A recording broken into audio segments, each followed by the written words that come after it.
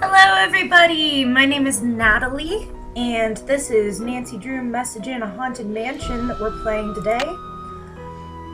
This is the third game in the Nancy Drew computer game series by Her Interactive. It's Nancy Drew. Welcome to my latest cyber mystery, Message in a Haunted Mansion. Choose your difficulty level to start off. If you're new to adventure games, you might want to click on the tutorial button to learn how to play the game. And this is the first time that we have somebody talking to us on the new game screen, I think. So that's kind of fun.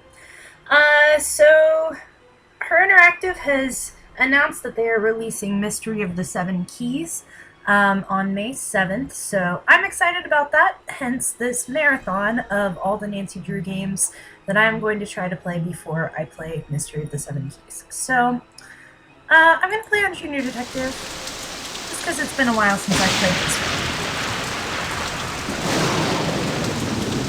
Dear Bess, hello from stormy San Francisco. This time I'm staying in a beautiful Victorian mansion. You'd love the room I'm in. It's full of old Chinese furnishings and some interesting knickknacks. The owner of the house, Rose Green, is a friend of Hannah and asked me to come out and help her with some renovation work. She and her friend Abby hope to turn the place into a bed and breakfast by next month. But from what I gathered, Rose isn't sure if she can open in time. Ever since they started the renovations, they've had a lot of accidents. Could it be just bad luck, or is there something more sinister at work? I'm sure I'll find out. Sure you will. Love, Nancy. Very nice. Okay, so this is a fun game for me to play because I don't think I've played it since I took a trip to San Francisco, specifically trying to live my Message in a Haunted Mansion dreams as best as I could. I stayed in a Victorian mansion,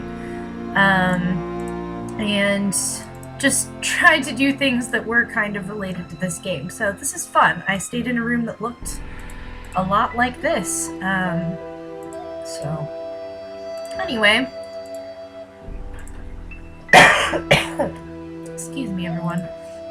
I made the mistake of eating salsa right before I started this stream, and I got a little stuck in my throat, so now I'm coughing. I'll be drinking water. Okay, so this is a Chinese symbol. We're going to be seeing several of these Chinese symbols throughout the game, and we need to remember what they mean because that's going to be a puzzle later. So this one means daughters, right next to the word daughters. And what do we have here? Oh, okay, just another dragon. Lots of dragons in this room. I think this is the first game that we get to actually see the room Nancy's staying in, and we have a suitcase here, and a key in her inventory for opening it. Let's see what she has. ND label. Nancy has her own clothing line. That's fun. Okay, so we have a journal for Nancy. She's got some postcards already. And if you keep checking back to this throughout the game, I think she takes notes on people that she meets and what she's finding in the mansion and information that she discovers about the accidents. I don't know if I'll remember to keep checking back to that journal or not as we play, but that is a feature of this game that is new. The first time that they've introduced a journal for Listen, Nancy. my child, to this story of dreams, and know that the beginning is more difficult than it seems. When the 10 daughters are reunited in order, when the 4-sided box loses its border, when the eye of the phoenix is in your hand, when the bird of fire can see again, when the moon sleeps and the sun plays, the king of the sky will shine his ray, and hidden beneath a river of colors will lie a gate to golden wonders. Nicely read, Nancy. Okay, so this tapestry is important. You'll notice there are several words highlighted in it, in a different color stitching. So we have child, beginning, daughters, 4, eye, fire, moon, king, river, and gold. This is also going to become important to that same giant puzzle that I referred to a minute ago with the Chinese symbols. You'll notice we have the word daughters here, just like that Chinese symbol that we saw before. So we're going to find Chinese symbols that relate to all of these, and that is going to help us with that puzzle. Okay. We saw this. It's stuck. It's stuck. It's stuck. It's stuck. And we have an alarm clock in this game, so instead of just being able to set it to day or night like we could in the last game, this one we can actually set it to the time that we want. Which I don't want to do that right now because I don't need it to be a specific time, but that is another new feature with this game that is going to become a part of several of the next games in the series. Okay, that's Nancy's room. Let's venture outside and see what there is to see. This is the first really spooky game of the Nancy Drew series, and I think it does a pretty good job of setting. It's stuck. It's stuck. It's stuck. This is stuck too. So many things are stuck. I just hope I don't get stuck because it has been a minute since I've played this, so we'll see how much I can remember. But I think this game does a really good job with the jump scares and with the just setting an overall creepy, spooky vibe that the other games just didn't really have because they weren't hauntings. Okay, we have a mirror here. We have a dumbwaiter shaft. Looks like the dumbwaiter is not on this level. We have a door that we can knock on here. Hello, Nancy. I see you've arrived safely from your long journey. But I'm sensing an aura of danger around you. I can tell you're an inquisitive type, a little skeptical, and that you don't believe in ghosts. Wow, that's quite a bit that you seem to know about me, and I don't even know your name. And you do? I sense a very strong but restless spirit within these walls. And a restless spirit can soon become an angry spirit. Who are you exactly? Does your intuition tell you who could be behind these recent accidents? I'm not sure, but for some reason the name Valdez has a strong connection with this mansion. Valdez. Do you have any more information on Mr. Valdez? Now, if you will please excuse me, Oh. I need to prepare myself for this evening. At that time, more will be revealed. Oh. Hello? She sounds busy. No, she doesn't. She sounds busy. Nancy, she's just humming. She sounds busy. Well, that conversation ended rather abruptly. We never even found out that character's name. Maybe Nancy has met her already and knows who she is. But we, as the player, have not met her yet. But we have seen a picture of Rose, so we know who Rose is. Let's talk to Rose. Hello, Nancy. I'm very glad you could come out here. We can really use your help, seeing how far we are behind schedule. Are you all ready to do some renovation work? Oh, yeah. I can't wait. Last night, you mentioned some accidents. What exactly happened? I don't know where to begin. It started out with some small but irritating things. But then the scaffolding collapsed, and just last week we had a gas leak. I really don't know whether I can stand much more of this. I would love to have a week without any accidents. Yeah, that sounds like it would be nice. I can understand your frustration, Rose. Do you think it's just bad luck? I'm not one to believe in bad luck, but it's been one thing after another. Maybe Charlie doesn't have the expertise for these renovations, but his rates are so affordable. I sometimes wonder, though, if this old house would be worth more burned to the ground. Whoa. Enough chit-chat. Hannah tells me you're a real pro with puzzles. Take a look in the corner. Those wood tiles should fit inside the inlay pattern of the floor. Abby and I tried for hours, but it's just too complicated. Oh, no. I'm sorry for not introducing you around, but everyone posts their schedule here in the dining room. It's kind of like Command Central. Let me know how far you get with that puzzle. And thanks again for helping us, Nancy. Okay, so she referred to Abby. I don't know if we're just supposed to assume that that character we met a few minutes ago is Abby, but it is. There aren't any other female characters in this game, so just Rose and Abby. Okay, this is the inlay puzzle, and this puzzle can be very frustrating because you can't just get a piece like looking like it's close like that. It has to be perfectly lined up with no space and highlighted like that in order to actually click into place the way that you want it to. So that can be a bit difficult with this puzzle. I know the first time I played this back when I was a kid,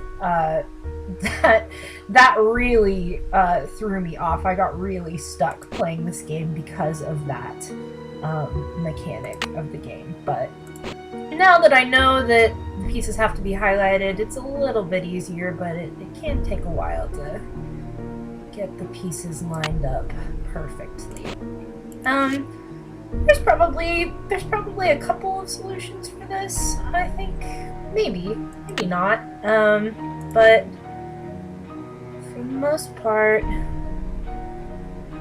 it's not too terribly difficult. Just that trick with the highlighted wooden pieces can really get you. So, Rose, the character we just talked to, she and Abby are co-owners of this house. They went into business together, and they're trying to get this bed and breakfast up and running. Rose just wants to blame all of the accidents on Charlie and his inept skills. So basically, we haven't met Charlie just yet. So we don't really know who he is, but apparently Rose thinks I did it. that it's not bad luck. It's not it's not like somebody trying to sabotage her. She just thinks that Charlie is not as experienced as he should be, and that's why there have been so many things going on with the renovations. Is that fair?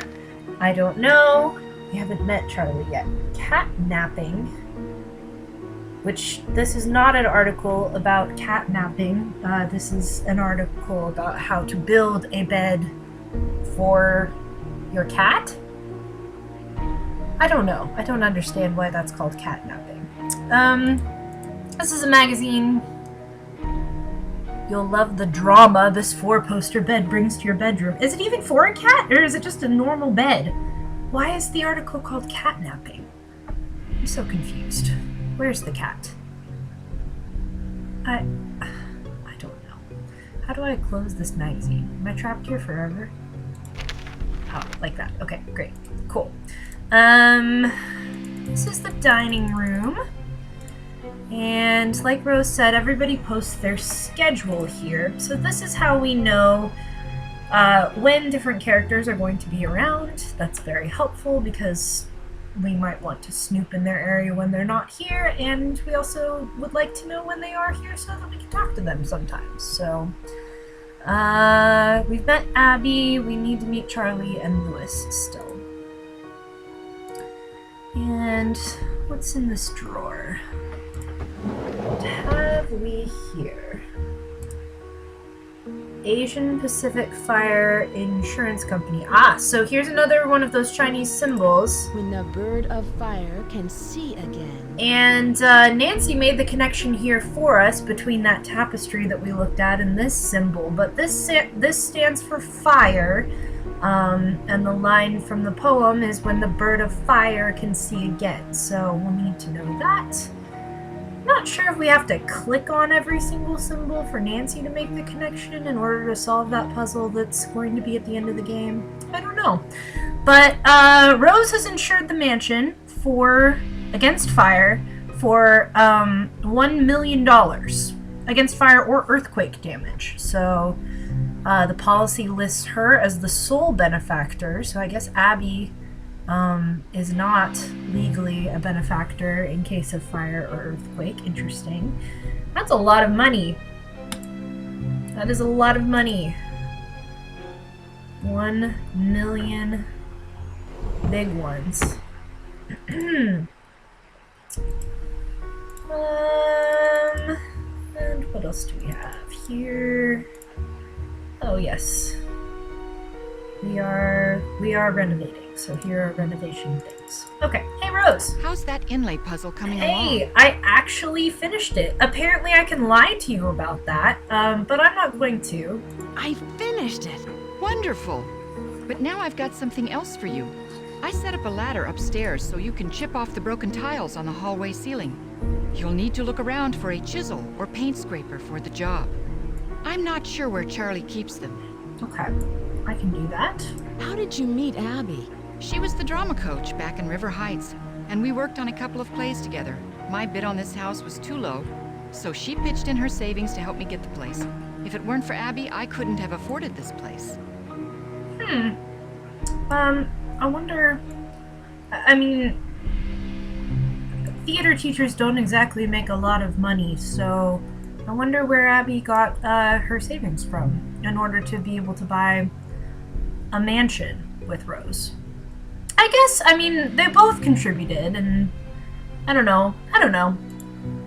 Seems like... What is Abby planning for tonight? She's putting on some kind of seance tonight to contact these ghosts or whatever she thinks is causing all of these accidents. Yeah, that checks out. It just seems like kind of odd that two teachers would have savings that were enough to buy this mansion, but I mean, I guess it is possible.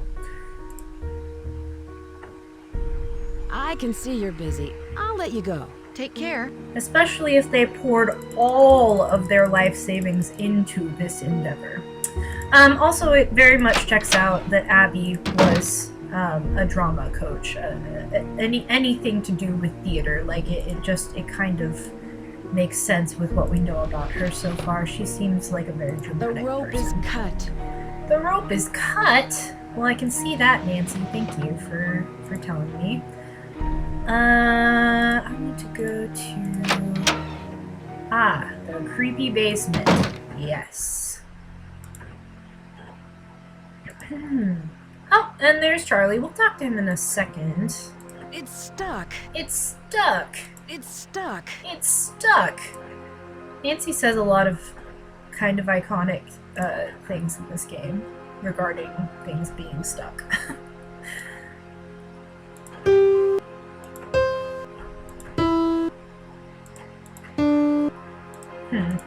Okay, so there's a piano puzzle, the first of several piano puzzles that we will come across in the Nancy Drew franchise. And we have another Chinese symbol, hooray! And hidden beneath a river of colors. And this one means river, so that is good. We found 3 of these so far.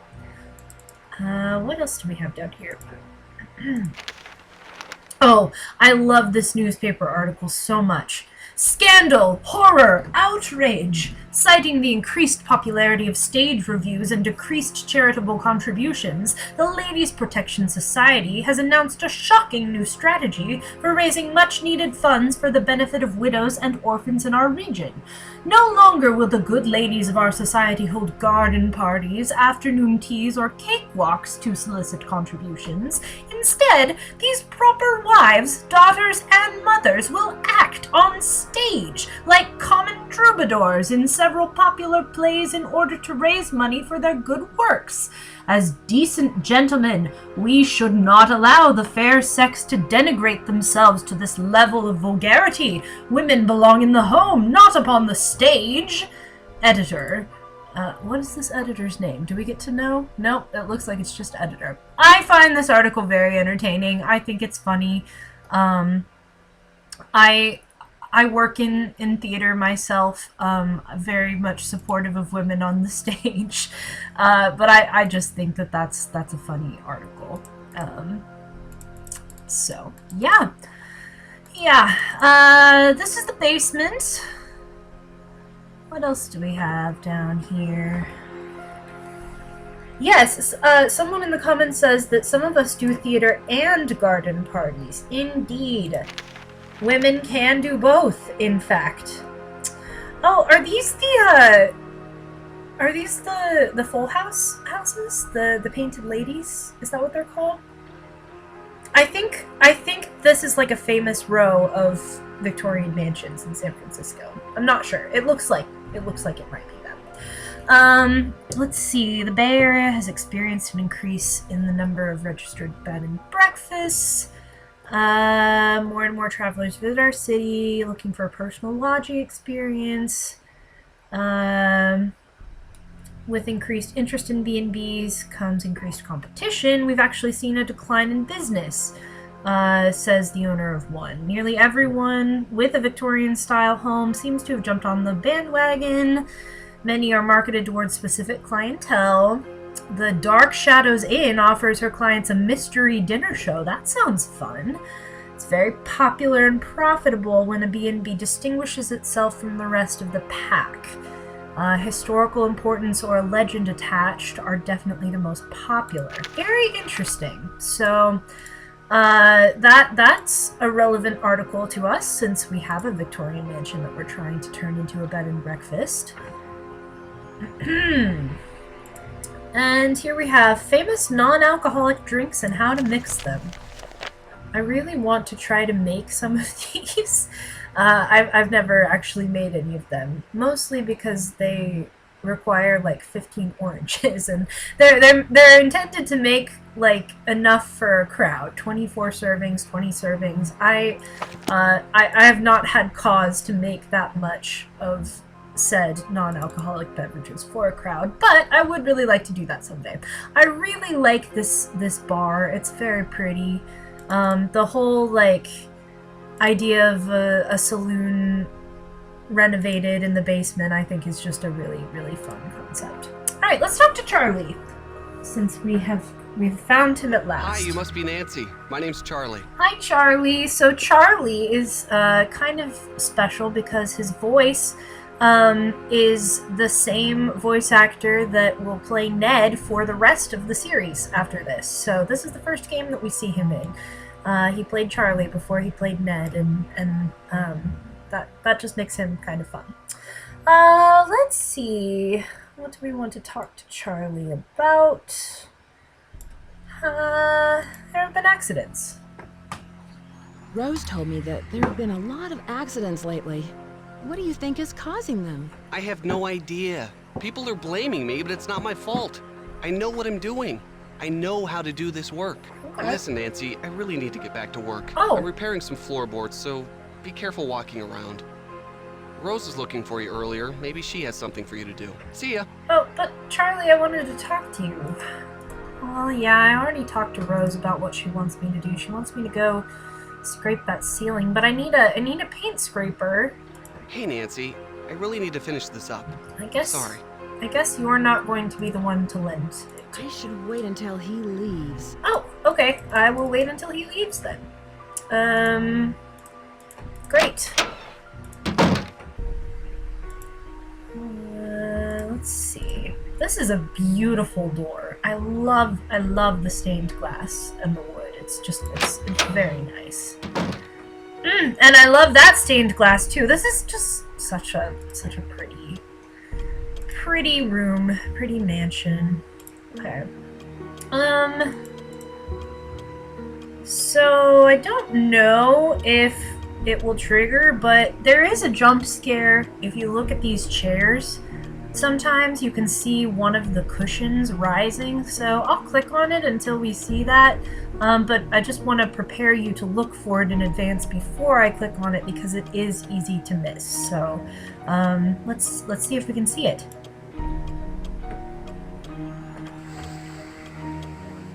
Yeah. Did you guys see that? I hope you saw it because it's probably not going to happen again. But that's extremely spooky and inexplicable. So the mansion is haunted. Oh no.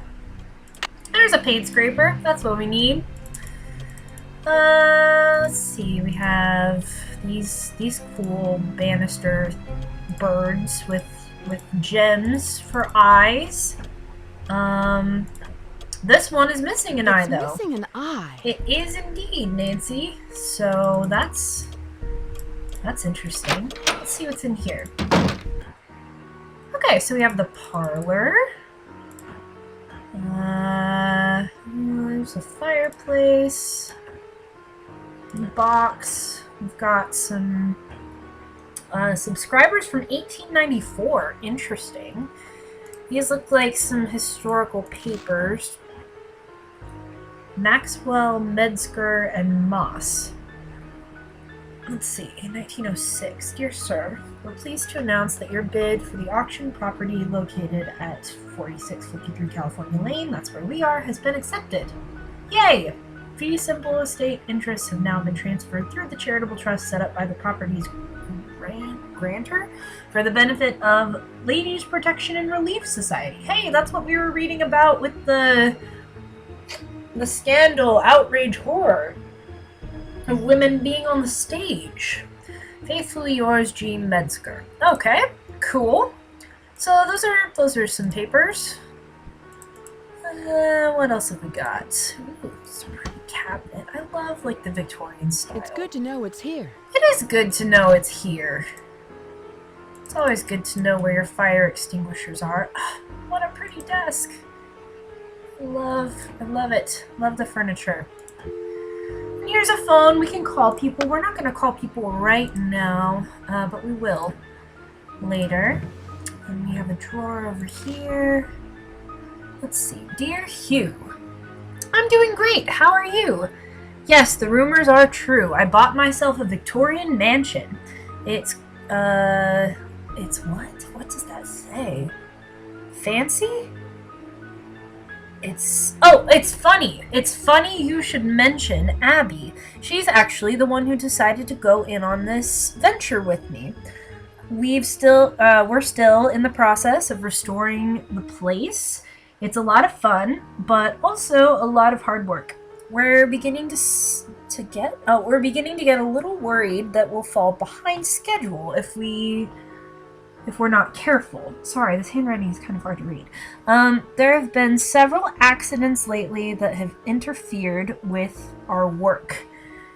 When you visit, you can stay in the Chinese room.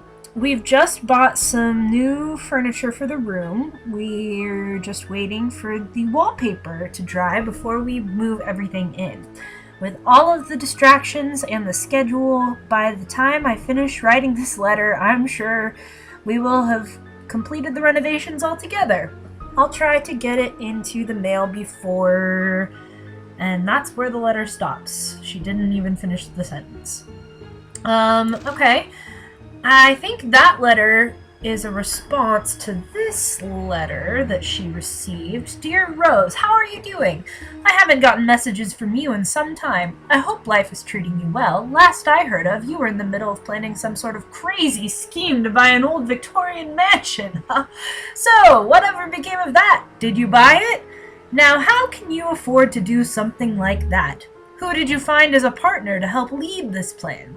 I hate to admit it, but I haven't been up to a whole lot lately. Life around here has been pretty dull. Nothing too great is happening here, just a bit of the same old, same old. I need to fall into wealth, fame, and fortune, so I'll have more to write about. Me too, Hugh. How's your cat and that friend of yours, Abby? Wait, what cat? I didn't even know Rose had a cat. The last time we spoke, she talked a lot about gold and its great spiritual significance. Maybe I'll follow your lead and take on an ambitious project of my own. I could use the money I've been saving to drive out west to visit you. Ooh. An adventure on the road could be just the key to motivate me. If some of the rumors I've heard of your buying this house are true, I'll definitely have to come and visit. I'll use the excuse of coming to visit to check out your new investment. I'm learning Chinese, and also considering taking a trip to Beijing. A friend of mine sent me a poem she wrote in Chinese the other day. Now I want to go there. Well, enough rambling. I've got to go, but I hope to hear from you soon. Yours truly, Hugh Stratamere. Stratamere? Something. Hugh. Okay, so Rose has a pen pal named Hugh, and could there be, am I just reading between the lines, or could there be some romantic sparks going on there? Because Hugh seems awfully interested in coming to visit Rose. But Rose is not being very quick in completing her reply to him, so it might be one-sided. I don't know. Subterranean San Francisco, the world that lies beneath the city. Ooh. Let's see. Myriad of strange and mysterious sights lie in wait in the subterranean darkness, only to be uncovered by the intrepid urban explorer. City spelunking. Old mines, abandoned utility tunnels, secret rooms, old walls and cisterns. Be careful to avoid accidents. A good light source, plans, and a hard hat are a must. San Francisco's gone through a lot of changes. 400-year-old history. Continual cycle of building, disaster, and rebuilding. Created an intricate vertical record of urban development. Okay. Cool. So there's tunnels underneath the city.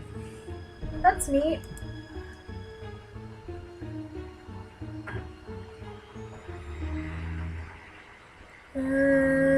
Okay.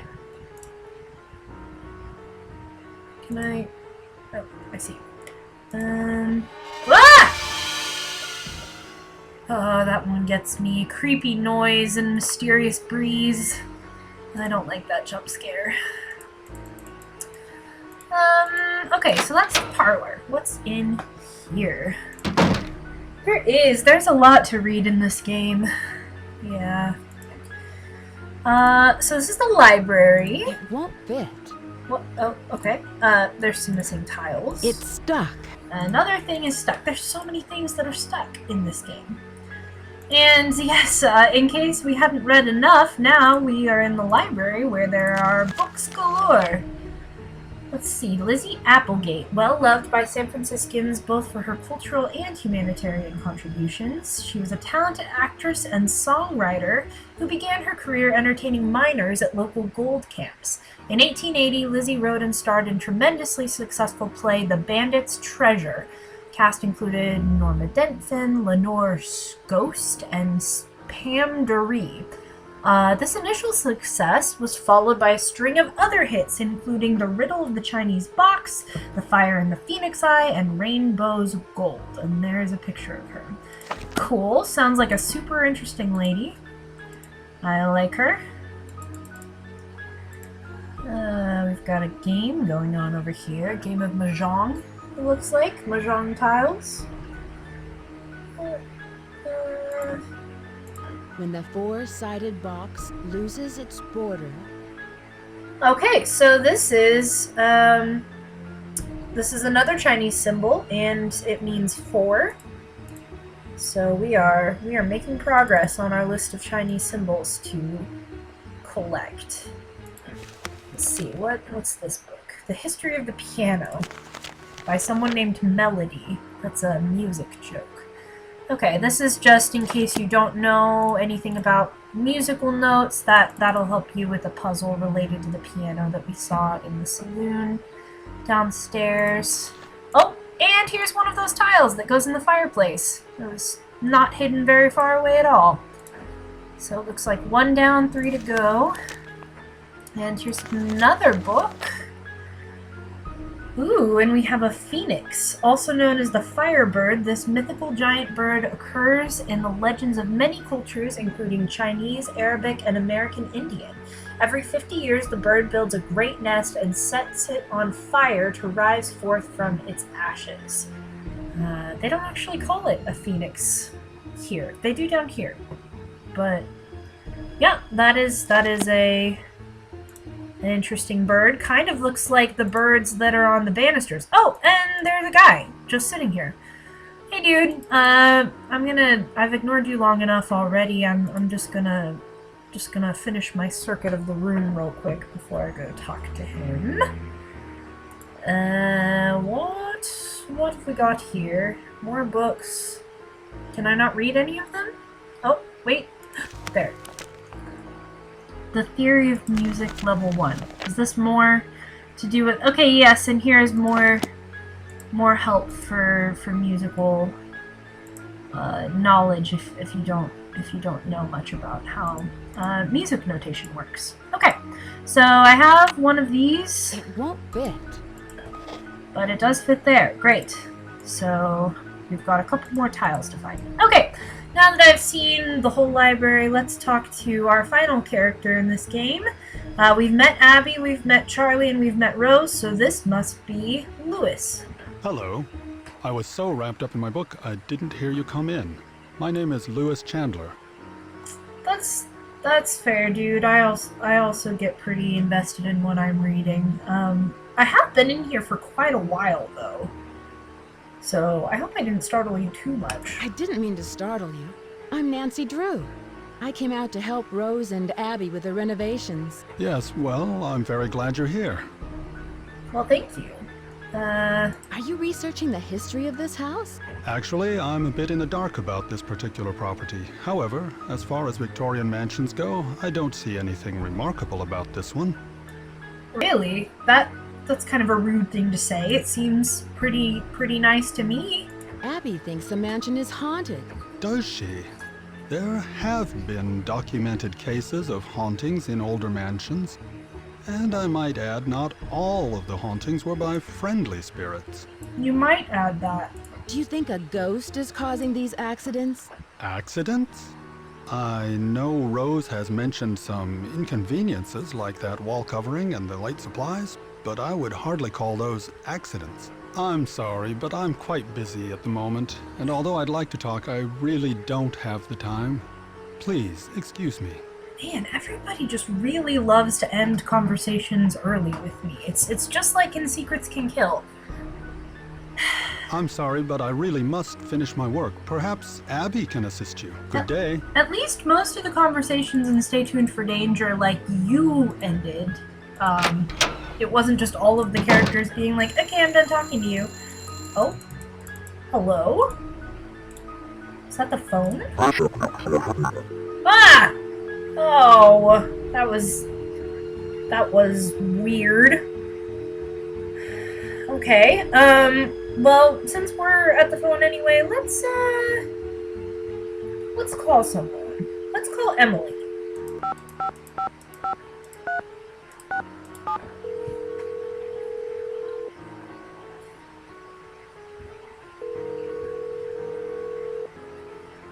This is Emily.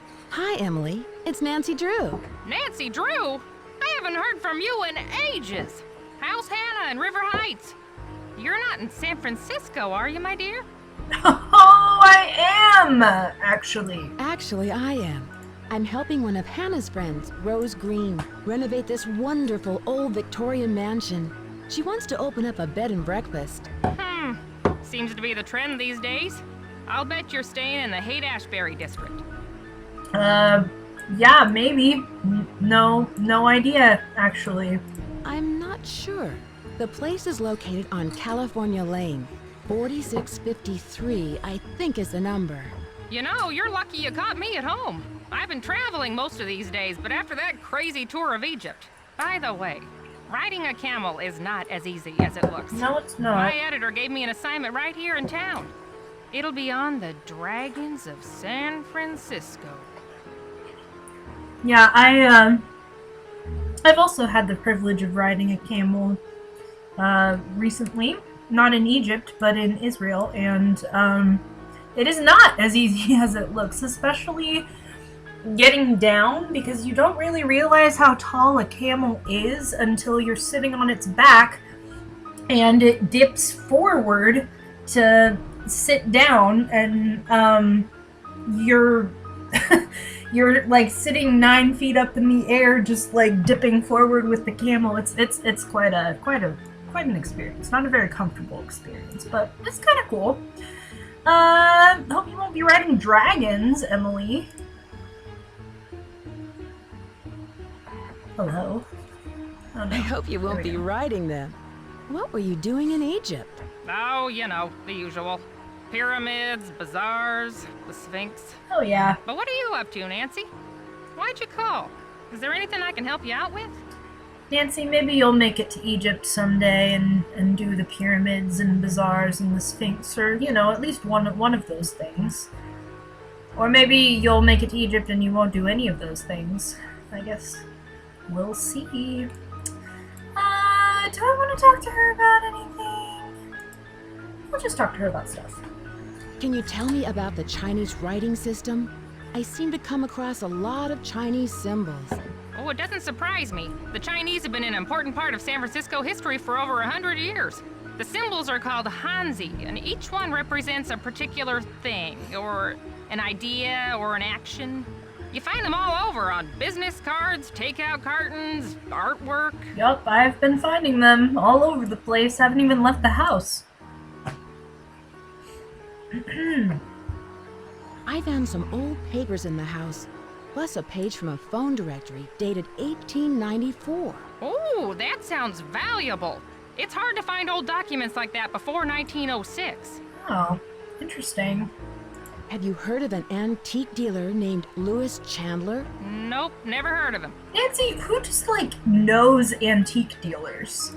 Like, aside from maybe, like, people on the Antique Road show or something. Like, I don't think most people just walk around with a knowledge of a bunch of antique dealers, but I guess I could be wrong. Maybe I just don't. I don't know. I don't know. Have you heard of an actress, Lizzie Applegate? Oh, sure, she was a good friend of Lotta Crabtree, another popular actress in the late 1800s. What a name. As I recall, she opened up a big hotel. What was it called? The Hotel Mandrake or the Oriental? I forget. The fact that we have an actress named Lizzie Applegate and an actress named Lotta Crabtree, who are both friends, is just really... That's funny. Was it in this neighborhood? Was it in this neighborhood? Is it still around? Oh no, this one was downtown. It was very big, but I think it burned down. Do you know anything about Valdez? I don't think so. Okay. I should get going. Goodbye, Emily. Call anytime. Someone in the chat is saying that we have a lot of characters named Emily in the Nancy Drew game series. We do! That is true. We certainly do. We'll call Bess and Hannah later, or Bess and George, and then also Hannah later. But I would like to finish looking around the house a bit first. And yes, I believe that is the same voice actress who plays. Well, I don't know actually if it's the same voice actress who plays Bette Raleigh in Secret of Shadow Ranch or not. It does sound kind of like her. Let's see. Ooh.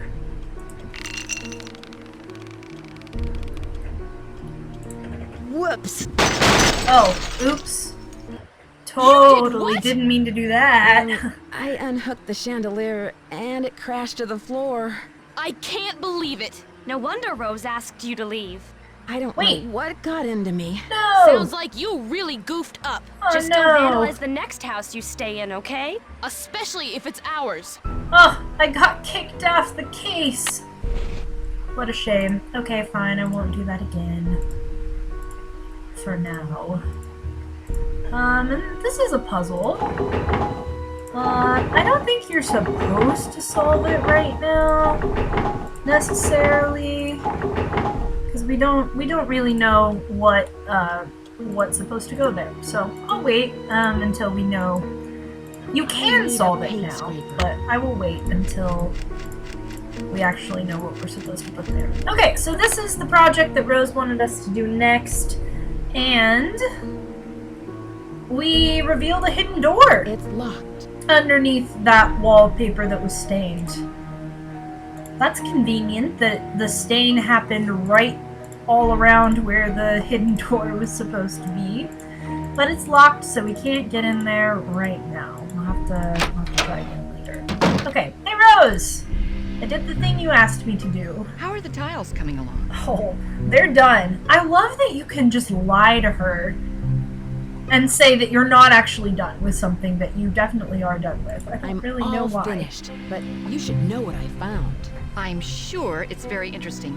But unless it's really important, I've got other things to worry about. Let's see. Okay. If you're any good at fixing things, Boring. there's a dumbwaiter in the hallway that's not working. Come on, Rose. Have a little fun in your life. Aren't you curious? Okay, yes, I know about the dumbwaiter that's not working. The rope was cut. Where did Abby find those papers that are in the parlor? They might She be told me they were in her valuable. room, which surprised me since it was completely empty when we moved in. Hmm. Now the room you're staying in was crammed with furniture.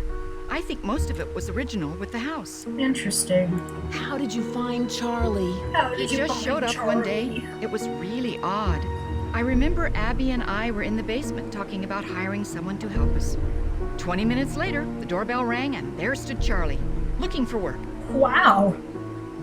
What a weird coincidence. How do you know Lewis? He stopped by one day to introduce himself. He seemed awfully curious about our property, but he's an antique dealer specializing in the Victorian period. He's been extremely helpful advising us on authentic decor. Oh, he's been helpful. Well, that's good. Have you heard of someone named Lizzie Applegate? No, I haven't. I can see you're busy. I'll let you go. Take care. Okay. Okay. Great. So, Rose wants us to fix the dumbwaiter somehow. Is Charlie still down here? We have a clock that we can look at in this game. I can't remember what time Charlie is supposed to be gone. Let's see if he's down here. Oh, he is. He is still down here. So this is when the alarm clock in our room can come in handy because we can use it to set it to the time that we need it to be for people to be gone, so we can snoop in their area. So he's going to be gone really soon, actually, I think. Yeah, in like 15 minutes, so we might not even need to use the alarm. Is Lewis gone at 5 too? Okay, yeah, they're both gone at the same time. Abby is not here right now, apparently. So let's run up to her room real quick and see if we can look around. It's like the main staircase. Did we look at this yet? Yeah, George was really mad about the chandelier that we broke in this house. I'm not sure why she was so upset. It's not like we broke her chandelier. I see you. Ah! Who said that? This painting just said that it saw me. That's, you know, it's nice to be seen, actually. Thank you. Thank you, creepy haunted painting, for seeing me. This is my favorite room in the house. I just think it's pretty with the purple and the blue. I like it. I like the color scheme. And here we have a picture on Abby's nightstand of a pilot. Is that her boyfriend, perhaps? Old West romances. Lizzie Applegate and the Bandit. According to legend, the infamous masked bandit El Diablo fell madly in love with Lizzie Applegate during her years as an entertainer at gold mining camps. At the end of Lizzie's performance, El Diablo would ride his jet black steed up to the stage and leave her a bouquet of gardenias. It was rumored that Lizzie joined El Diablo's band of thieves and was present at the Christmas gold robbery of 1878. Wow. Spicy. So we're just learning all kinds of things about Lizzie Applegate in this mansion. Let's see. Can I look in her drawers? No? Okay. Aha, a desk. What have we got here? Can I thought I saw red. Yes. Okay. Drawer. Ah, moon incense, another Chinese When the symbol. moon sleeps and the sun plays. Uh-huh.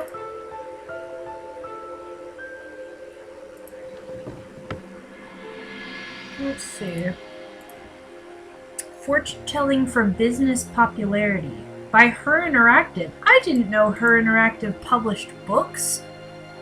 And we also have the same magazine, it looks like, that was in Maddie Jensen's apartment in the last game, Stay Tuned for Danger. That's kind of a fun little cookie.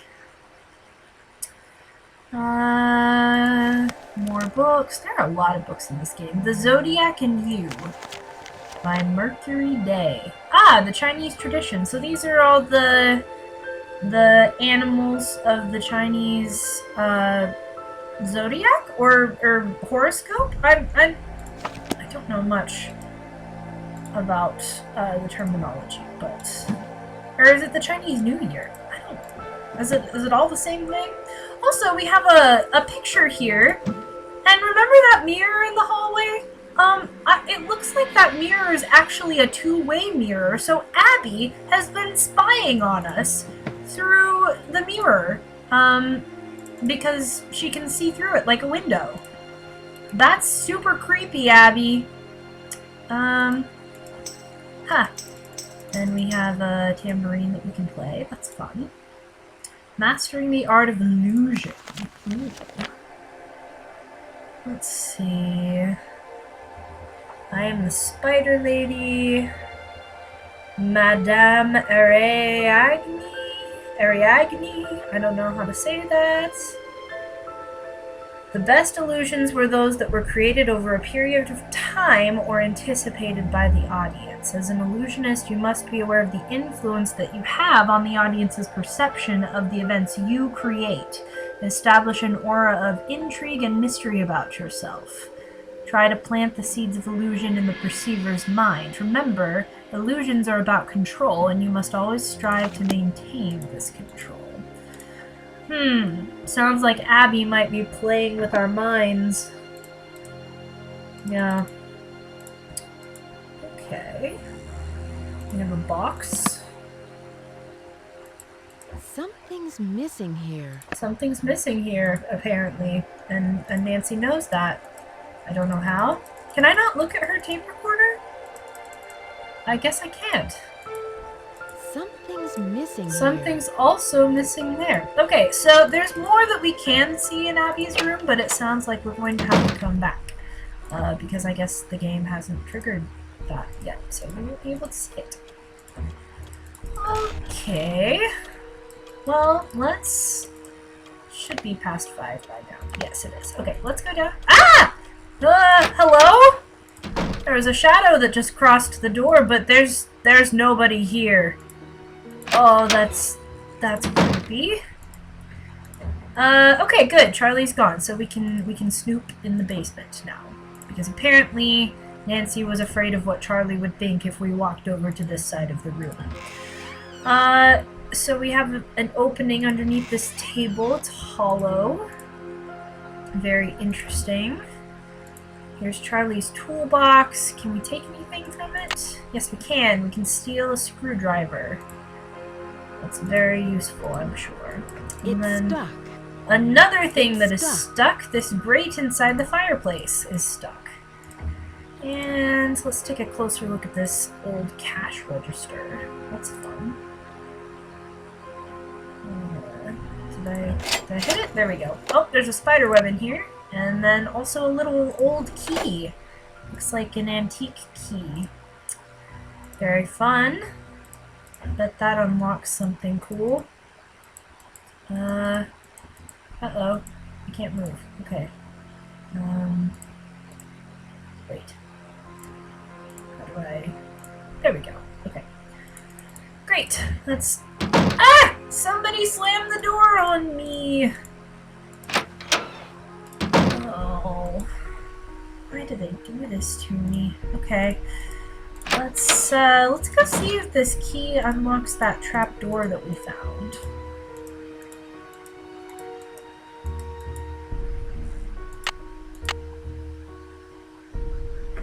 Yes?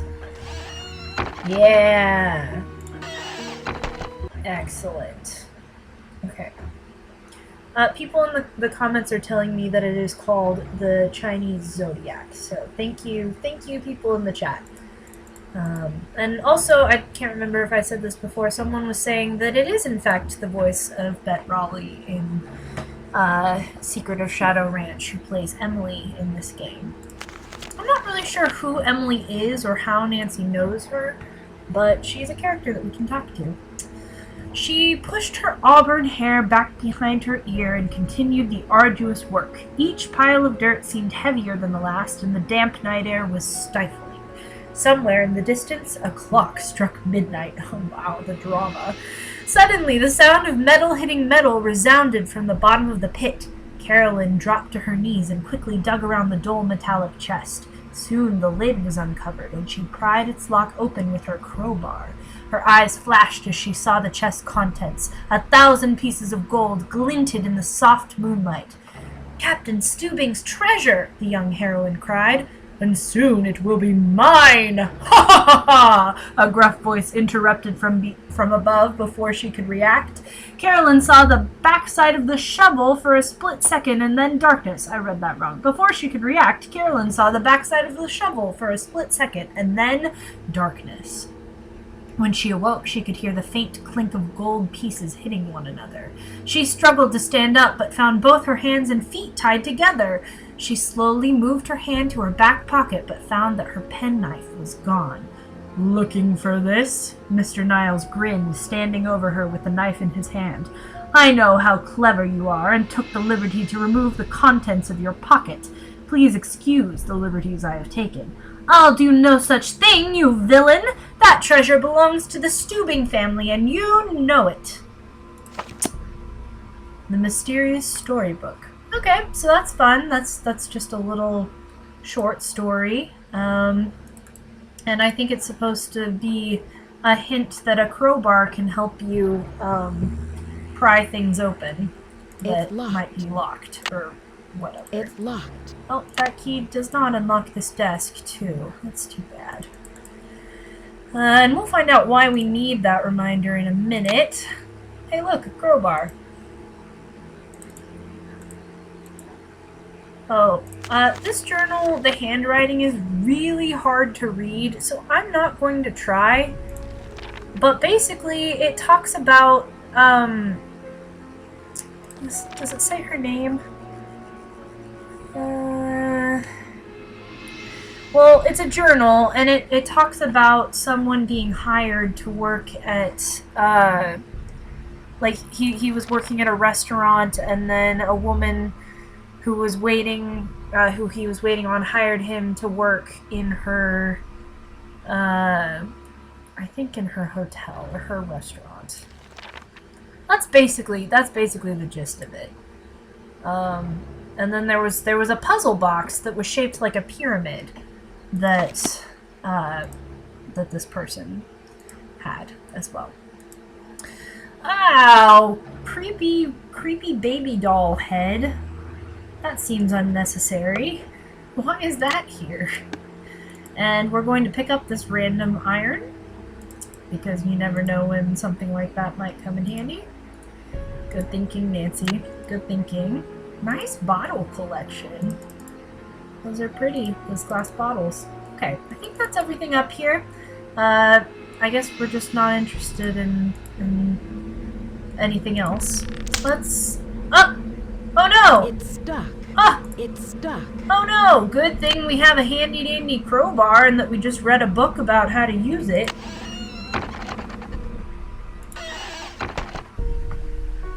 Okay. So...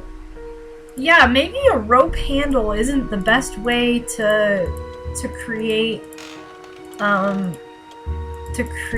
a latch for opening your trapdoor, because that's probably not going to hold up super great over time. Okay, so we're going to fix the dumbwaiter like Rose told us to, by tying this iron to the rope and never seeing it again. There, basically fixed. The dumbwaiter should work perfectly now. How are we going to get it to go back up? I don't know. That's not my problem. Or actually, I guess we need it to go down, which I don't know how we're going to do that either, because I don't know. I don't think we actually fixed this dumbwaiter, but we're going to pretend that we did.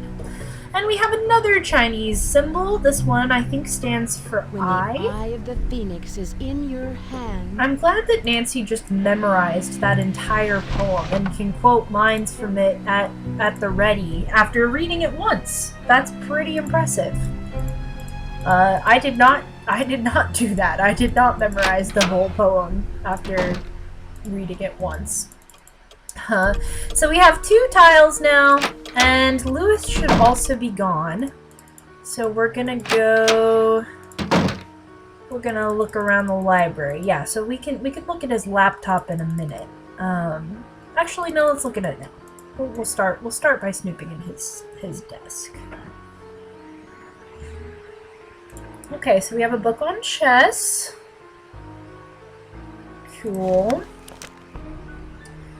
So Lewis is reading about how to play chess. That's the book that he was so engrossed in that he didn't see me come into the room.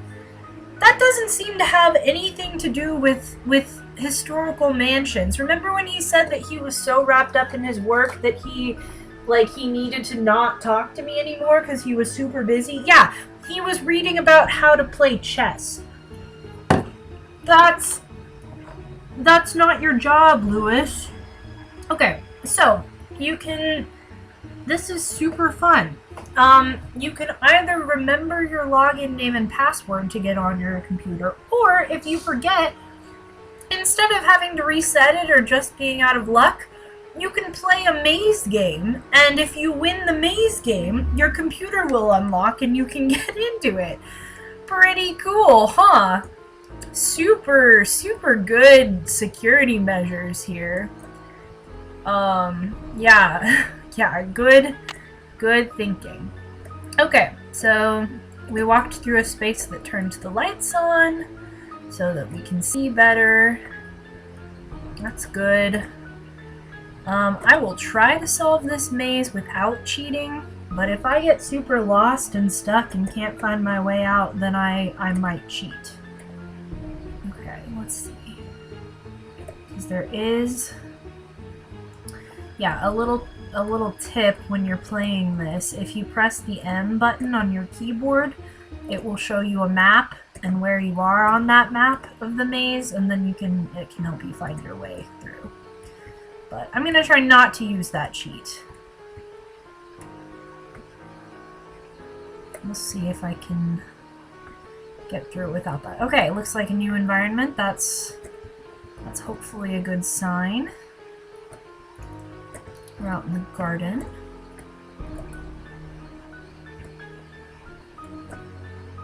Yeah, I guess this is good motivation to remember your login info, because I feel like having to solve this maze every time you forget your password is kind of tedious.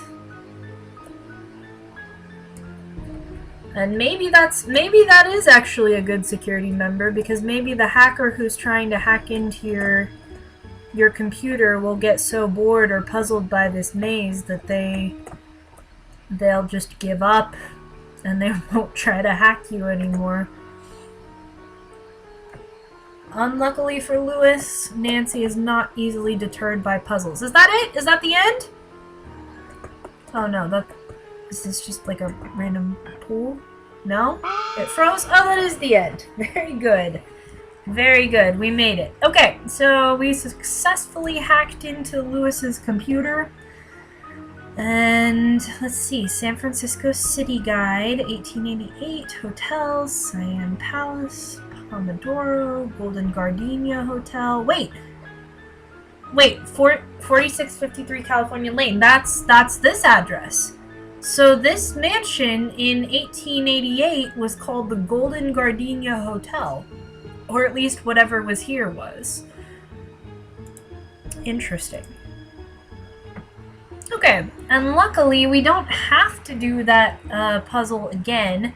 We don't have to do that maze if we want to get onto the computer again, because the password is antiques. We still don't know what the login is. I guess I'll try Lewis and hope that works. Hopefully that he's not too creative in creating a username for himself. Also, his briefcase code is on here, so that might be helpful if we ever come across his briefcase. I don't think, yeah, we don't have a floppy disk in there right now. And we don't have a disk, and there's no printer that this is hooked up to. And apparently he doesn't have any deleted files either, so that's it. Cool.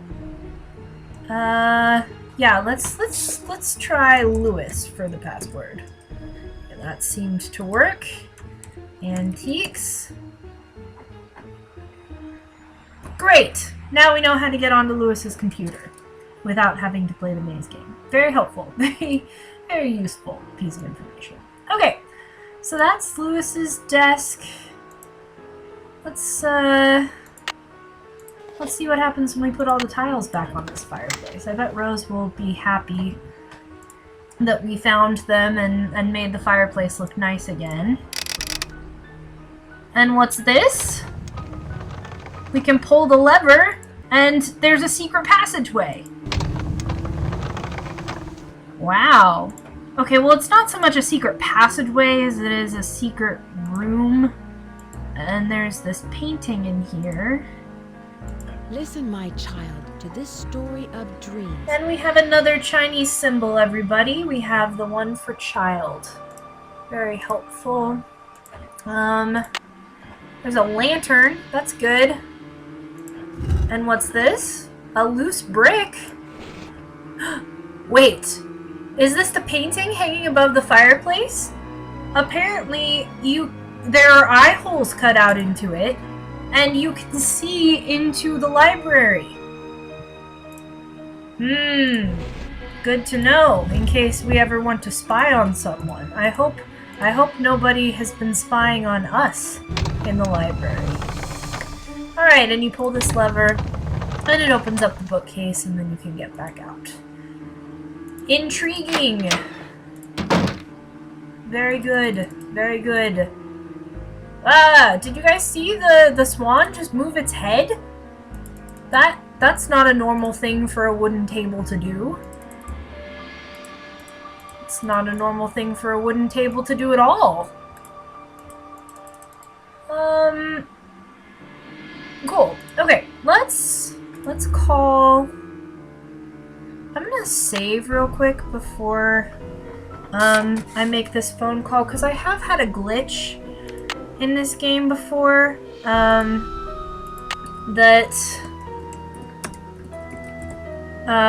when I've called either Hannah or Bess and George, the game like froze and completely shut down, and I can't remember when exactly it happens. So I'm just gonna save before I make phone calls to them, in case that happens and we lose our progress in the game. We would not like that.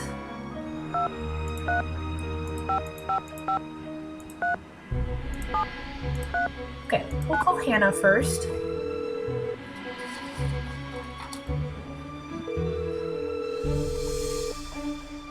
Drew Residence, Hannah Groon speaking. Hi, Hannah. Nancy, how are you? And how's Rose? Great. I'm really glad you had Rose invite me out here. Her house is so beautiful. I'm so happy you're out there. But I'm worried about all the accidents she's having. There's just been so many. Oh, really? How many have there been, Hannah? What has Rose said about them? She doesn't say much, but I know they've become worse and worse. That's one of the reasons why I asked you to visit her, to see if everything is all right. What do you suspect, Hannah? Do you suspect there's something more to these accidents? I don't know. Rose is under a lot of pressure to open that bread and breakfast on time, and I'm worried that it may be too much for her. I imagine the mansion was very expensive. Yeah, how'd they Rose afford spent it? her entire life savings on the house. Oh, If this no. doesn't work out, she won't have 30 more years to earn the money back. Well, I should let you get back to your renovation work. Thank you for calling. There's probably no reason for concern. But be on the lookout for anything unusual. Goodbye, dear. Bye, Hannah. Okay. Well, that was nice to talk to Hannah. Let's call Bess and George and see what they have to say.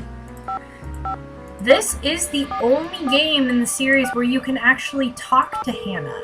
You can call Nancy's home in several other of the games, but you'll just get the answering machine. And Hannah's voice changes on Hello? that. Hi, Bess. It's Nancy. Hi, Nancy. George is here. Let me put her on the speakerphone. Nancy? Hi, George. Hey, what's up? I'm in San Francisco, helping a friend of Hannah's renovate an old Victorian mansion. She wants to open up a bed and breakfast. Unfortunately, some strange accidents have delayed the project. Uh-oh. Uh-oh. Well, get this. One of the owners, Abby, thinks the place is haunted by a ghost named Valdez. A ghost? Well, I'm glad I'm not out there. Sounds like another case is in the works. So tell us more about what's been going on. Do you know anything about the house's history? So I believe this is the same voice actress playing George who played George in Stay Tuned for Danger. I wasn't sure in the last game if Bess's voice actress was going to be the same in this game or not, and I think it is different. But we do have the same actress for George. Let's see, what are they asking me? The house's history. Well, that's not really about the house's history. None of this is actually about the house's history. Okay. I guess this kind of is.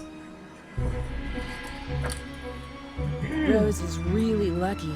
This antique dealer, Louis Chandler, is helping her out, although he doesn't know very much about the house's history. That makes sense. If the house was built before 1906, most of its records were probably destroyed in the earthquake. But wouldn't he know at least something about it if he's some kind of expert on old things? I'm sure he knows a lot about old stuff, just not architecture or houses. Well, I don't know. I mean, he seems to know something about old houses. He had that list of his computer that had a bunch of old houses. I met and the resident things on it. handyman, Charlie. He's pretty young, and I don't think he has much experience. Maybe he doesn't charge very much, so he's probably a good bargain for Rose. Or maybe he's just cute. Bess, is that all you can think about? No. I feel like Bess is lying. I think that is a lot of what she can think about. I found a hidden passageway in the library. Really? Now you can spy on people, Yeah, and see who's reading what. or get a good look at the resident ghost. Yeah, I mostly want to know who's reading what, because I want to know what the good books to read are. Okay, I don't need a clue Talk yet. to you later. See ya. Bye. Bye, Bess and George. Okay, so those are our friends. Yeah, let's see here. Is Rose still around? I can tell her I fixed the dumbwaiter. Quotation marks, fixed the dumbwaiter. I tied an iron to the rope so that it moved, but I don't think it's really fixed. But shh, we're going to pretend that it is. Hello. Oh, okay. I can see you're busy. I'll let you go. Don't work too hard. Oh, I won't, Rose. Okay, it looks like she's just not going to give me any more jobs to do, so yay! I have officially finished renovating the mansion. Good job, Nancy. Good job. Well done. Okay, well, let's see if Abby has anything to say.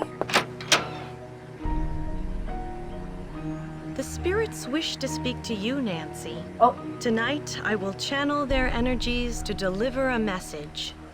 Meet me down in the basement, if you dare. Please sit Oh, I down. dare. We really don't have time for this. Oh, look, Let us everybody! begin. That was We Nancy, are back in the gathered corner. here tonight to contact the shades of those who have passed before us. Gaze into the crystal ball. It will answer all of our questions. What's that? Oh. Abby, stop breaking things. Who has called me forth from the great beyond? We have. Look, Are you look, the there's spirit Nancy. known as Valdez? I was once called that in the world of the living. Are you the spirit who has caused these accidents? I have come back searching for her, my wife. Where can she be? Oh, The spirits have spoken. they sure have. Although they haven't The answered any of your seance questions. is over. We've got a busy day tomorrow, and no more time for these games, Abby. And make sure you blow out the candles on your way up. I don't want to wake up and find the house on fire. Oh, yeah. That'd be really bad. Ah! Why? Why do we have creepy sound effects when I walk into my room? Okay, so that was a fun cutscene. We heard from a ghost. I noticed that the ghost did not actually answer any of Abby's questions, but he apparently wonders what happened to his wife, and then we saw a ghostly figure in the mirror down there. So that's pretty wild. It's kind of a creepy scene. There was a shadow moved over there, and there's a woman crying. Kind of sounds like it's coming from here, actually. Wait a second. Hello? There's a speaker behind this vent. Okay, so maybe that's where the woman crying sound came from. Is Abby sleeping? Oh yeah, she do be snoring. Okay.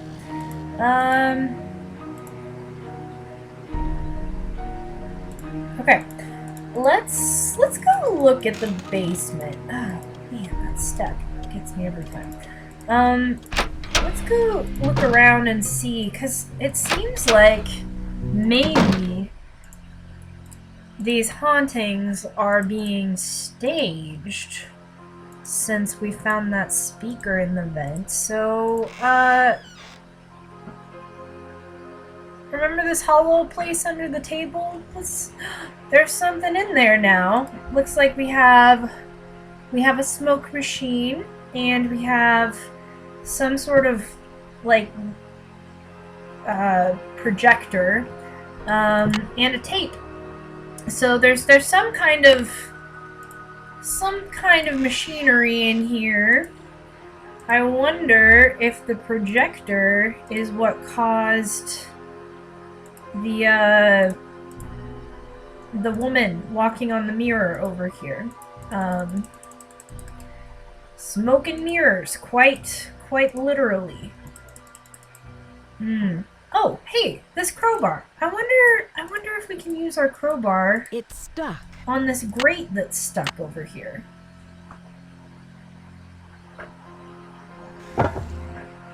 Oh. It's so dark in here. Yeah, it is pretty dark in here, Nancy. You're right. I can't see where I'm going. Oh! Oh no. Nancy died. Okay. Maybe we need a light source. Luckily, we have our handy-dandy lantern that we just happened to find. It's so dark in here. From, like, probably a century or so ago. But it still works. So now we know there's a hole here. So, yeah, we don't wanna jump into that, apparently. What's this? So the mirror behind the bar is also a two-way mirror, just like the one in Abby's room. And, what is this? This doesn't look like stuff from the Victorian era. Someone has been back here. El Diablo. Not much is known about this masked bandit who plagued the Domingo Baca Trail between 1875 and 1880, except for his trademark black outfit and mask. Many legends associate him with the Great Christmas Robbery, but contemporary historians now believe the robbery was fabricated by the Stagecoach Company, since the treasure has never been found. Ooh. Interesting. We have a floppy disk, term paper. There's a sleeping bag and pillow here. Kind of looks like someone's been, like, living down here, or at least camping out. Dear Mom and Dad, sorry I haven't written in a while, but things have really been busy. I'm working now, fixing up an old house. I'm learning a lot, and I'm very proud of the work I'm doing. I'm still in between places, so I'll let you know what my address is once I settle down. Say hi to Grandma. Charlie? Wait, Charlie? Charlie? Oh, Charlie has been sleeping down here. So if Charlie isn't working, and Charlie's not in here, where is he exactly?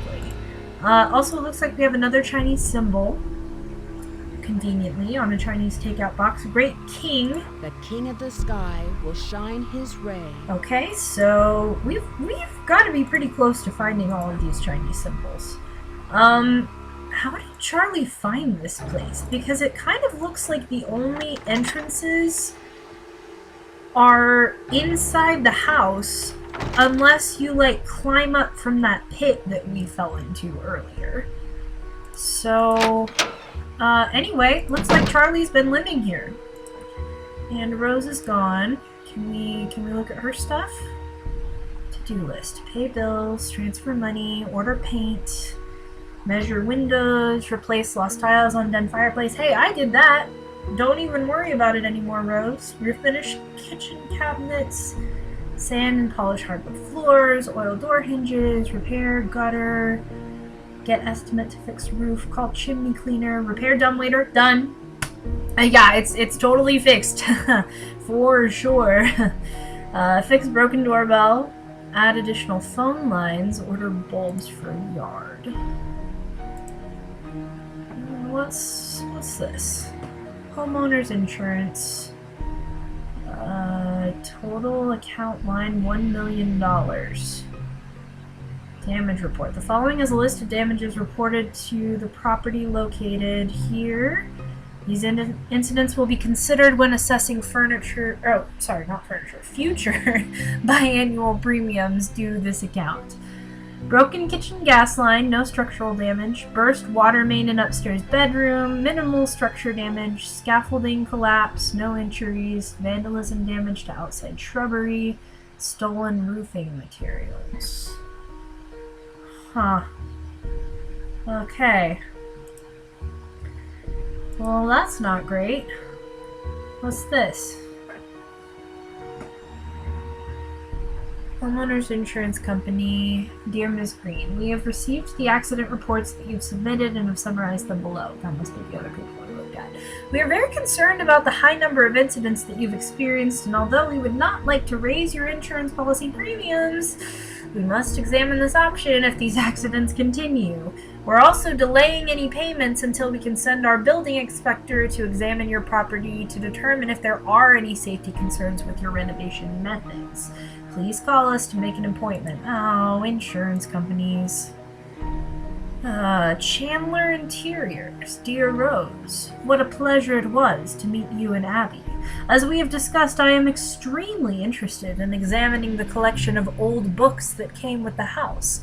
They will help me considerably with my research of Victorian antiques. In exchange, I will be more than happy to consult you on renovations. Victorian homes pose many difficulties, both structurally and aesthetically, especially for an amateur renovator like yourself. My expertise in this field can save you both time and money.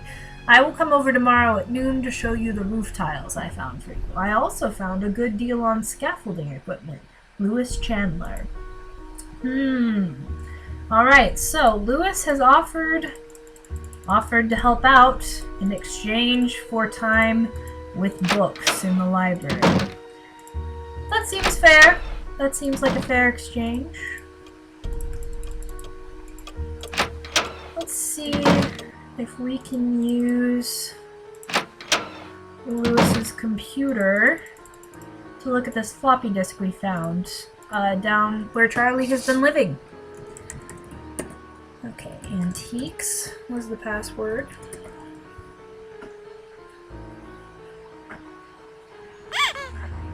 Oh, what? What happened? No, I don't want to play the maze. What did I do? Lewis. Antiques. Thank you. I don't know what happened. Oh, I forgot to put the disc in. Dang it. Okay. Hold on. Let me... How do... There's gotta be a way I can do this. Aha! I need a disc. Okay, there it is. I see the drive now. Okay, there. Let's log on again. Not in antiques. Antiques. Maybe that was the problem earlier. Maybe I misspelled antiques. Okay. let's see. Term paper. Fact from fiction, The Great Christmas Gold Robbery by Charlie Murphy, final term paper, Profiles of Californian History. Whoa, too fast. Outline, introduction, date, term paper objective, valuation of stolen gold, best sources, robbery value ranges $15,000 to $2,500,000 in gold coins, formulas for computing value. Participants, El Diablo, Purple Pete, Wild Obadiah, Crazy Jane, Diego Valdez, Eyewitness Profiles. Location of stolen gold. Western Mutual United Bank fraud. Valdez Family Wrench. Applegate connection. Bandits Treasure promotion. Oral histories. So Valdez, that's the name that we've been talking about, and we have the name Diego connected to that. Interesting. What is Diego Valdez's connection to El Diablo? And to Lizzie Applegate. Charlie seems to know much more about this than we previously gave him credit for. Very interesting. We'll have to talk to him about that. Okay. Let me see. I don't think I took a very close look at the...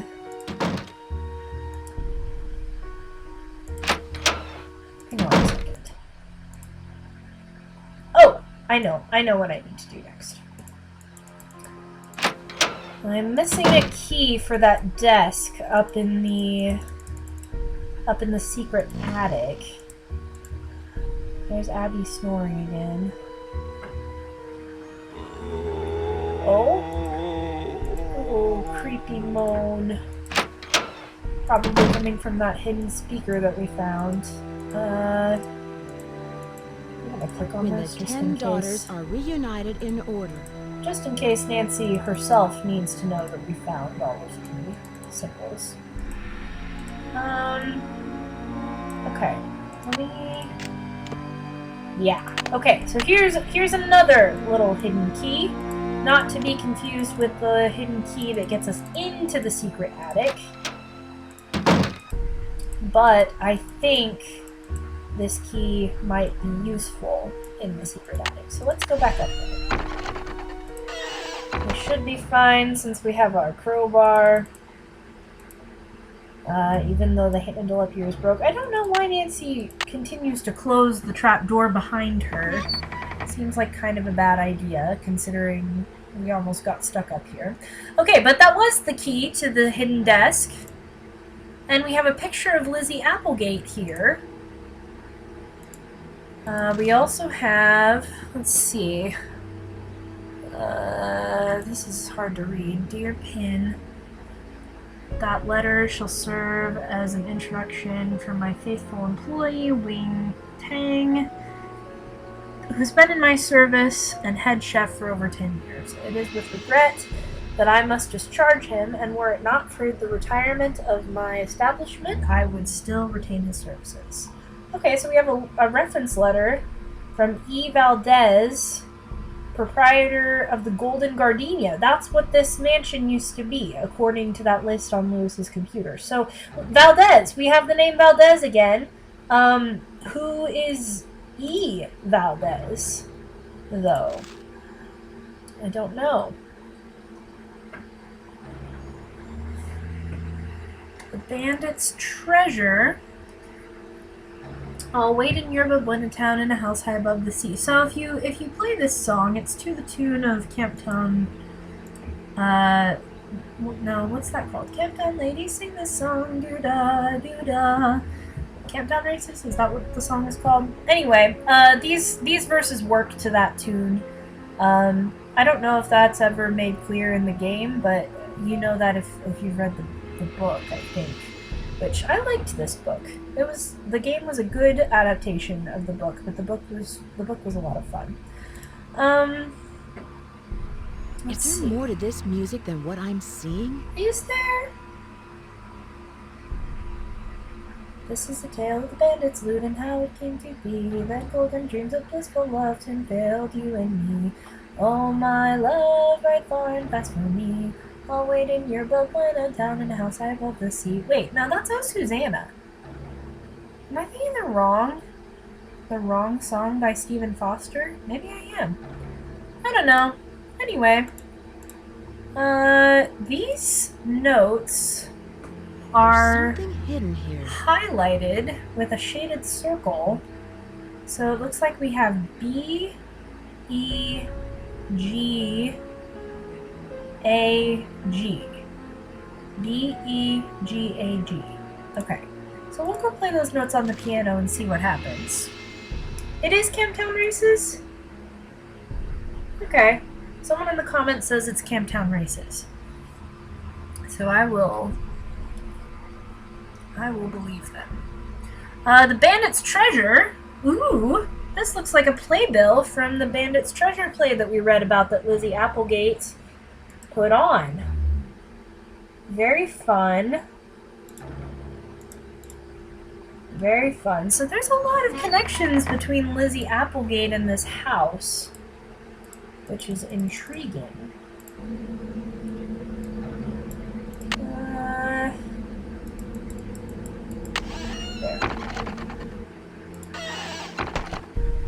Okay, let's go play those notes on the piano and see if anything happens. So it was B. I guess E. That's the wrong E, but I'll play it anyway because I can't play the other ones. G, A, G. Oh, and the piano opened up, and we have a hidden piano roll. My love, here's the key you'll need. E, the Bandit's Treasure. Okay, let's...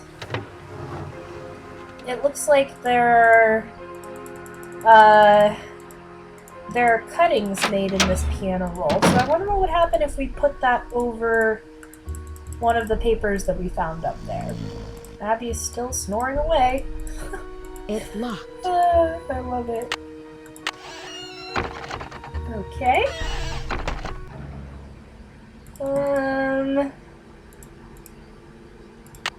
Let's see. Let's see what happens if we put it over the words of the song.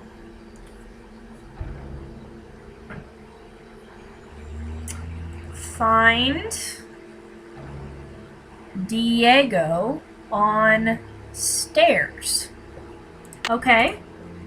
Find Diego on stairs. So maybe Diego is the word that we're supposed to enter into that banister puzzle that we looked at before and didn't solve. But I told you that we can solve without finding the key, but that I would wait until we actually found the key. This is the key. This is the key to that solution. To that puzzle. The solution to the puzzle. So we're gonna spell the word Diego with these banisters. Or try to.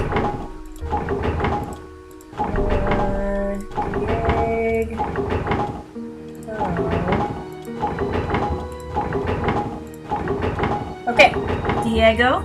Coins. False floor.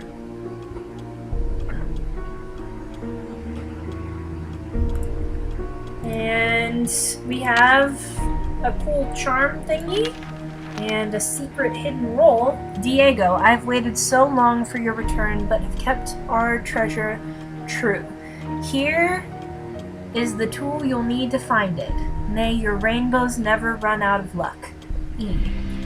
The stars and moon will shine on you as you begin your quest. Travel to the corners first. Visit all from east to west. Then journey back into the center where you will surely see the sun shine over all the land in perfect harmony. Interesting. Cool. that's probably a clue for how to solve another puzzle that we're going to come across. Great. So I think I'm gonna go to bed, actually. Well, no, first, let me go look in the parlor real quick.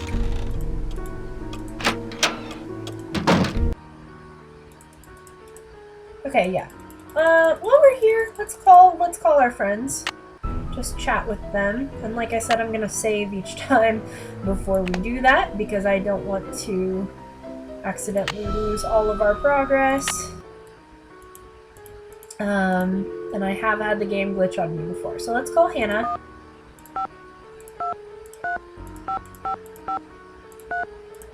I think this is a different home phone number than Nancy has in some of the games in the future. In case you're not familiar with the books that the Nancy Drew games are based on, speaking. Hi, Hannah. Hannah is Nancy's family's housekeeper. And she's like family. Hi, Nancy. Because Nancy's mother passed away and Hannah kind of stepped into the role. And she's like a mother figure to Nancy. So that's who Hannah is. We love her. Yeah, let's just have a nice little tea sesh with Hannah. Abby is very strange. We'll spill She tea. really Hannah is will spill convinced tea. there's a ghost somewhere in the house. I don't know Abby very well, but I never felt comfortable with her. I can't put my finger on it, but she just seemed, well, I don't know, like she wasn't who she really was, like she was putting on an act. Well, she is a drama coach. She is an actor. Do you think Rose should be concerned about Abby? Oh, no, I didn't mean it in a bad sense. Abby has always been very helpful to Rose, and they've always gotten along very well. Well, that's good. I met Rose's handyman, Charlie. He seems nice. Rose told me he's a fine young fellow, but a little rough around the edges. I believe she said he's studying history at a community college. Oh. Interesting. A little rough around the edges. Has Rose said anything about him and the accidents? Nothing particular. I know she's concerned that Charlie may have inadvertently caused some of them, but she doesn't think it was intentional. Yeah, that's what she told me too. Did you know Rose has a resident expert on Victorians? Oh, yes, Rose has mentioned Lewis several times. She's really fond of him and is very grateful for his help. Oh? Are you telling me, Hannah, that there's like a romantic thing going on here? Does she like him? Oh? Is there more between them than what I'm seeing? Oh, no, they're not dating or anything, but I can tell Rose likes him very much. Not dating yet. She likes him a lot. Does this mean that Hugh guy that she was writing to has competition? Maybe Lewis is the reason that she hasn't finished writing back to Hugh. Interesting. We have a love triangle, everyone.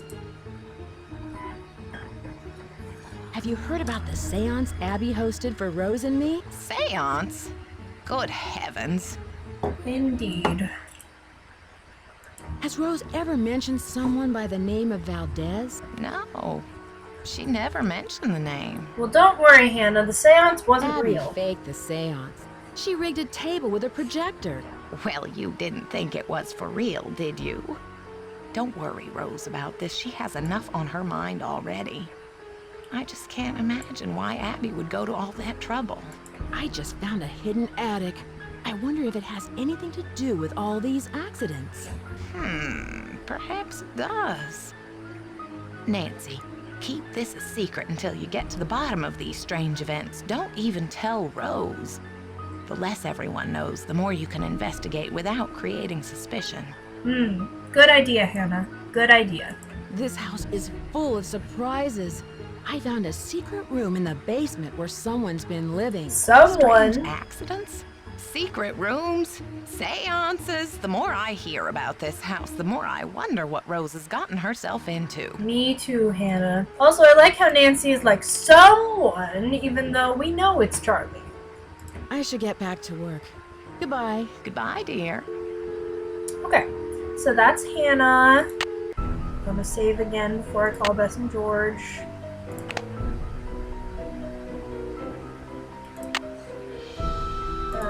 Yeah. Okay. 1, 5, 2, 3, 5, 5, 5, 4, 4, 6, 8. This is the same phone number that Bess pretty much always has, even though I think Nancy's home phone number changes. Hello? Hi, Bess. What's up? You'll never believe this, but things have gotten even more complicated. I found some clues that there might be buried treasure in the house. Wow! Oh, Nancy, it sounds like you've got a real case on your hands. How can we help? Well, Abby hosted a seance and contacted the spirit who's haunting the house. Did you actually see the ghost? Yeah, right. I'm sure it was some kind of trick. Abby sounds suspicious. Yeah, maybe she's hiding something. She probably knows more about the house than she's admitting. probably. I found a secret room in the basement, and it looks like someone is living there. Who could it be? Probably Charlie. Doesn't he spend most of his time down there? Look around for clues. Who knows what he's up to? Well, Bess, you really hit the nail on the head there. It was Charlie, and once again, we know that, but I guess we're I should not get gonna... going. Talk to you later. Goodbye. We're not gonna act like we know that. Okay, we'll call Emily again later. I don't know what time it is. Is it AM or PM? Looks like it's 3:15. My guess is AM.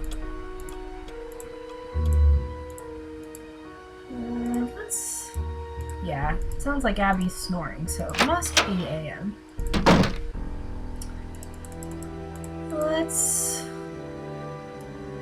I said at the beginning of the game I was probably not going to check her journal all that much, but let's look at it just to see what Nancy has written down. She's written a lot of stuff. Why is Charlie so uptight about the accidents?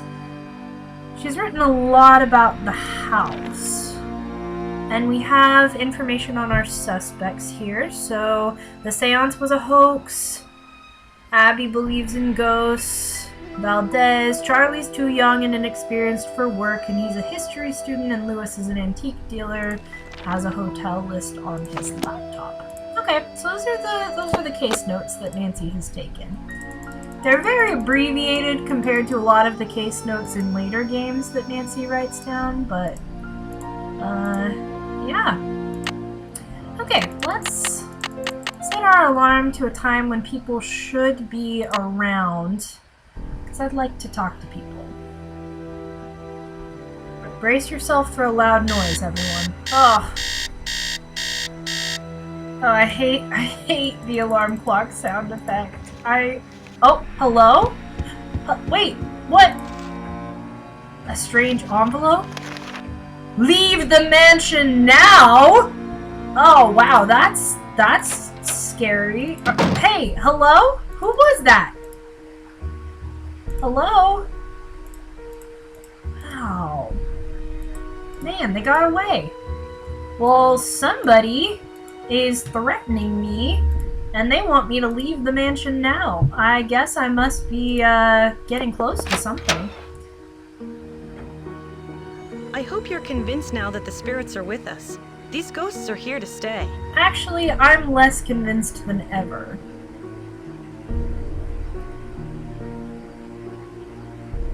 Wow, there's a lot I can talk to her about. Okay. I'm convinced that this house is haunted. I'm just not sure who is responsible. Isn't it obvious? Senor Valdez and his wife, long-lost soulmates wandering aimlessly in the netherworld, returning to this house to search for each other. I only hope that one day I will be able to reunite them so that they may find peace. Yeah. I found out how you rigged the seance table with a projector. That was a pretty good show you gave. Found out you're a liar. Okay, so I staged part of the seance. But that still doesn't mean this place isn't haunted. Seances were very popular during the Victorian era, and I plan to entertain our guests with them. It'll be a great way to promote the place. Okay. I mean, I guess that's a a good reason. Have you been creating these accidents to help your promotion? Of course not. I've had nothing to do with these accidents. They cost us both time and money. If you want to find out who's behind the accidents, ask our resident handyman. You also think Charlie is responsible? Do you mean Charlie? Ugh, it's clear to me that Charlie's totally responsible for the accidents. Who else could it have been? He's a really nice kid, but he has no idea what he's doing. Unfortunately, Rose doesn't want to fire him. And there's something suspicious about him. What do you mean? What do you mean? The other day, I was down in the basement working for over an hour, and suddenly he sneaks up on me. I bet he was down there the whole time, watching me. Well, you're one to talk, Abby. You're always watching people through your two-way mirror. Have you seen the poem in my room? Oh, I love that poem. Listen, my child, to this story of dreams. How does the rest go? It was there when we bought the place. I hope you're not actually asking how the rest goes, Abby, because Nancy will quote the whole thing to you. She memorized it in one reading. Do you know much about Louis? It must be great having your own expert on Victorians. He owns Chandler Interiors, a very reputable antique store. I'm sure his clients will be quite interested in our bed and breakfast once they hear about our resident ghost.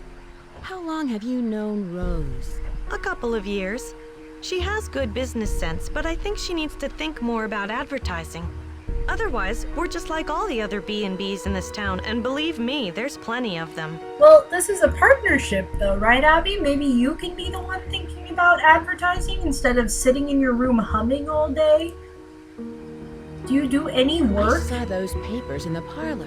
Where did you find them? Right in my room. They're so vintage. I'm going to ask Louis if he can get me some antique frames for them. Rose and I can use the letters in our historical display. Was there anything about the house in them? I don't think so. I really didn't go through them that much. I did find this old picture of a woman dressed in men's clothing. I think it was taken in the entryway by the staircase. I sent it to a photographer to have it restored. Oh, okay. Do you have any idea who this woman might be? No, I don't. Sorry. I heard someone crying in the hallway. Was that Are you? you okay, Abby? I told you the spirits were interested in you. Was it a woman crying? Do you think it was a ghost? Well, it wasn't me crying out there. Nancy, you saw the speaker. You know it was a Does Charlie recording. live around here? I'm not sure. He said he's between apartments. I think he said he's staying with friends until he can find a place of his own.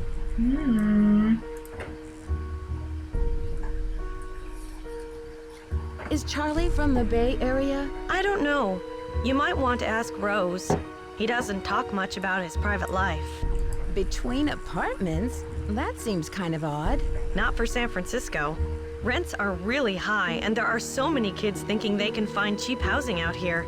It's sad to say, but a lot of them end up on the streets. Yep, that is sad. Did the house come with a lot of furniture? There were a lot of pieces and knickknacks left behind, like the books in the study, your bed.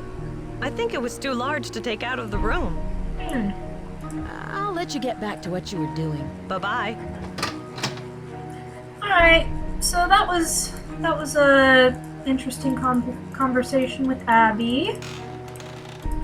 Let's talk to Charlie, because I think we need to confront him about the fact that he is living secretly in his boss's basement. Hey Nancy, I see you survived Abby's seance. Man, that Valdez guy sure sounded creepy. Wait. I guess.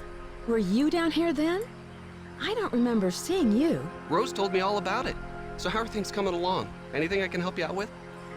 He tried to save himself, but he said that Valdez sounded creepy. I guess he could mean that Rose was telling him about it, and from what she said, he sounded creepy, but... Have you met Louis Chandler? What do you know about him? He's an antique dealer, I think. I guess he does consulting work for Rose, like on Victorian furnishings and stuff. How do you like working for Abby? She's not bad. She can be a little weird. I think she gets on Rose's nerves sometimes. Yes. I think I could see that. What do you mean? What do you mean? She always does a disappearing act whenever Rose needs her to do some work. And I think Rose has sort of had it, you know? Yeah. Yeah, it does sound like Abby doesn't really do much work. Abby thinks the house Yeah. is haunted. Do you? I'm not sure. Let's just say I wouldn't rule it out. But that's Abby's department, not mine. Fair enough. Have you seen the poem in the Chinese room? Yeah, I've never seen anything like that. It almost sounds like there's a hidden message in there, you know? Very astute, Charlie. Oh, I feel like one of these conversation options is going to make him upset. I guess we'll just go in order. I found this diskette. I think it's yours. I was wondering where it was. Thanks a lot, Nancy. Luckily, I had a backup at the school. Oh, well that's good. That must be an interesting paper you're writing. I just started to write it, so I don't know very much about the robbery. It's hard to separate fact from fiction, especially when most of the information is based on rumors. Whatever happened to the gold? Nobody knows. Some historians say that the bank faked the robbery to collect the insurance money. Was it El Diablo who stole the gold? Or someone else? It was definitely El Diablo, but no one knows who he was. In my opinion, El Diablo never existed. He was a composite of different outlaws from that era. Okay. Had you come across any hidden passageways down here? You mean like a trapdoor leading to a room with skeletons or something? No, I haven't. Liar! I'll let you get back to your renovation. See ya. Charlie, Charlie, how could you do this to us? Hi, Nancy. What's up? I'll let you get back to your Just- renovation. Later. Bold-faced lies. Ugh, Charlie, I'm so disappointed in you. But then again, Nancy, you didn't really confront him. You could probably make him fess up. Actually, I don't want to talk to Rose just yet. Let's go talk to Lewis again. See if he has anything interesting to say. Wait! Oh, ah! There's a fire! Fire! Oh no! Fire! Fire! Yeah, that's a fire. What do I? It's too Oh late. no! Oh no! Wow, that got out of control really fast. Okay, let's do something about it. We know where the fire extinguisher is kept because we happened to run across that earlier. Let's put that fire out. Not the box of valuable papers.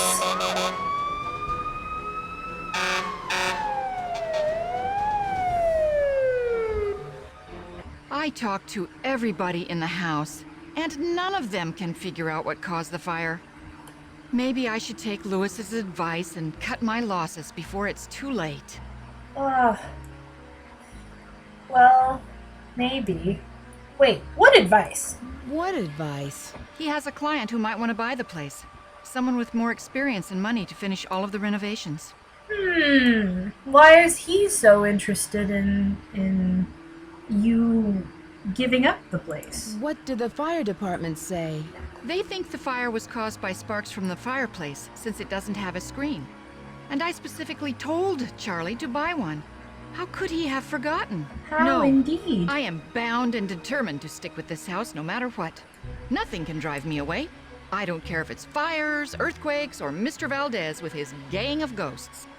Interesting that you should mention fire and earthquakes, considering you have insured this place for $1 million against both of those things. Excuse me for prying, but why did you spend so much money to insure the house against fire? For protection. I've put my entire life savings into this house, and if it goes up in smoke, I'll lose everything. Very fortuitous that you did that, considering that everything almost did go up in smoke. Have you found any rainbow designs in the house? Rainbows? No.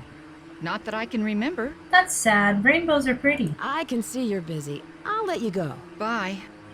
Bye. Okay, what time is it? Okay, Lewis should be here. Well, we were rudely interrupted in trying to go talk to Lewis earlier. We had to be a hero and put out a fire, so... Yeah, there's not a lot of damage done, which is good, but this box... Yeah, wait a second. Wait. Yours truly, Hugh Stratton. That's the letter that we read earlier. That's not what we saw of the papers in this box when we were looking earlier. But those letters were over here in this drawer, and now they're gone. Interesting. Very interesting. Hey, Lewis. Ah, Nancy. What a shame to have lost those papers. Indeed. And to think that we almost lost the house. Rose is very fortunate to have you here. Yeah, I'm beginning to wonder if we actually did lose those papers, though. Did you hear anything in the parlor before the fire started? No, I'm afraid not. I'm somewhat isolated here. With these thick walls, I barely hear anything. Were the papers very valuable? Not for my purposes, no. But they must have had some sentimental value. I was wondering whether you knew anything about someone named E. Valdez. E. Valdez. No, I've never heard of that name. But I'll jot it down and let you know if I come across it anywhere. That'd be helpful. Thank you. What kind of antique store do you own? It's a gallery, not a store. It's a gallery, And it's not called a Chandler store. Interiors, specializing in the Victorian period. I have clients from all over the world, and if I don't have what they're looking for, I find it. Was this house once a hotel? That's hard to say. The house has been renovated many times, but several of its original features, such as the saloon and staircase, seem to indicate that it may have been a hotel. Unfortunately, there are no records on this house before 1906. That's not true. We looked at your laptop and we saw that there was a list that had this house on record in 1888 as the Golden Gardenia. You're lying, sir. Do you think Rose should sell the house? I leave that decision up to her. She's put an extraordinary amount of time and money into it, and I'm not sure if she can afford what it'll take to complete the renovations. But whatever her decision, I will assist her however I can. So Lewis is a liar, McLying face, and he's also a snob because his antique business is a gallery, not a store. Do you know who Lizzie Applegate was? Yes, I certainly do. She was a very popular actress in the late 1800s. She was very generous and left all of her money to the Ladies' Protection Society. What was the Ladies' Protection Society? A popular charity in the early 1900s. They helped widows and orphans. That's good of them. Have you seen the poem in my room? Oh, that one. Yes, it's just some cheap Chinatown souvenir. I don't believe you. Do you know what a phoenix is? Yes, it's a mythical bird-like creature that builds a nest every 500 years and then sets itself on fire to rise forth reborn from its ashes. It's a very popular symbol in the Bay Area. In fact, there's one on the main staircase. Do you think Charlie is doing a good job? Certainly. He's rough around the edges, but he's reliable and learns very quickly. He's just what Rose and I need. Rose and you, huh? When did you become a we, sir? Did Lizzie ever wear men's clothing? I'm sure she played some roles where she had to dress as a man, but she was quite an elegant woman, quite fashionable for her time. I won't keep you any longer. Thank you, Nancy. So it seems like the only person who thinks Charlie is doing a good job is Lewis. And Lewis is guilty of being a jerk, a liar, and a snob. But at least he's nice to Charlie. And also, he seems to think that he and Rose are an item. Hey, Charles. Nancy. Hey, there's been another accident. You've got to believe me, I didn't have anything to do with it. I just hope Rose doesn't blame me for this one. You were supposed to buy the fire screen. Rose mentioned the fire screen you were supposed to get. But I did buy it. Lewis told me that it was the wrong type and said he'd get another one, so I returned it. Did he really? And that's all there is to it? Everyone thinks I'm causing these accidents because I was always the last one there, but I had nothing to do with them. I can tell you this. There's something unusual going on in this house. What makes you say that? What makes you say that? I'd better not say anymore. Sorry. No, Charlie. Who was the last person you saw in the parlor before the fire? I've been working mostly in the basement, but I think I saw Abby go through those papers right before the fire. Didn't she say that she hadn't gone through them? I'll let you get back to your renovation. Hasta la pasta. Yes, someone in the comments said that everyone in this game, except for Rose, are liars, and so far, that does seem to be the case. Unless Rose is also lying. Wait, where is Rose? It's an odd time for her to not be here. Huh. Hey, Lewis, what do you have to say about Charlie saying that you were supposed to purchase the fire screen? What you gotta say, dude? Tell me. I hope I can talk Yes, to you about Nancy. this. Yeah, why? Do you know why the fireplace in the parlor didn't have a screen? No, I don't. No, I remember. I was to purchase an antique fire screen, but never found a suitable match. I feel just terrible. I must apologize to Rose about this. Yeah. I won't keep you any longer. Goodbye. Yeah, you do that, Lewis. You better go apologize to her. Letting poor Charlie take all the blame. So Rose is missing in action. Oh. All of the spiritualism stuff. I think you were in the parlor, either burning candles or using that flashlight. Well, excuse me for trying to find some ways to promote this place. It's good business sense. Well, I guess we won't have to worry about advertising if the mansion burns down. You've given up. You want the mansion to burn to the ground. That way you won't have to worry about losing your investment. You'll just collect the insurance. How dare you? Are you accusing me of fraud? I'm sorry, Rose. I don't know. It's just all these accidents and now this. I know you're dedicated to this house. I'm sorry for doubting you. Let's just finish up these curtains. I think the stress of the last few weeks has finally gotten the better of us. Interesting. There's drama going on between Rose and Abby.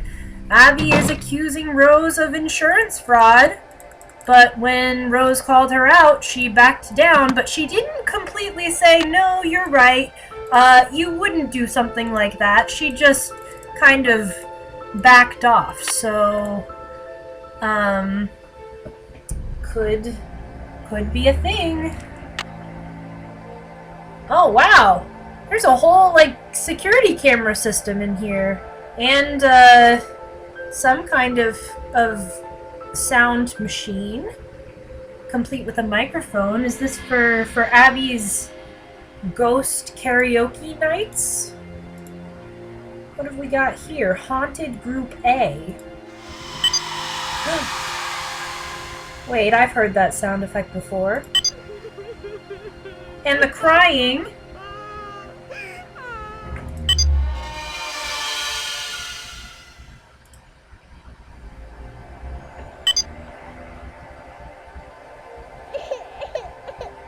Oh.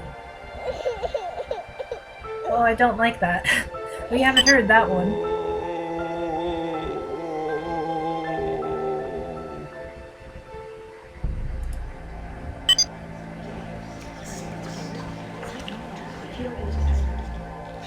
We haven't heard that one either. I see you. She's the one behind that. And that's the one we heard on the phone. So, Abby is the one behind all of the creepy noises that we've been hearing. And let's see what's on this tape that we found down there. Who has called me forth from the great beyond? Okay, so we already knew that the seance was a hoax, but that whole thing was just a tape that Abby had. Okay, so we're going to, I think we can put the brooch back to avoid suspicion. Yeah, that way Abby will never know that we were looking in here. Well, that's pretty crazy. Also, this is the same album that Rick Arlen had in his dressing room. So yeah, this is just further proof that Abby has been faking a lot of the creepy stuff that's been going on around here.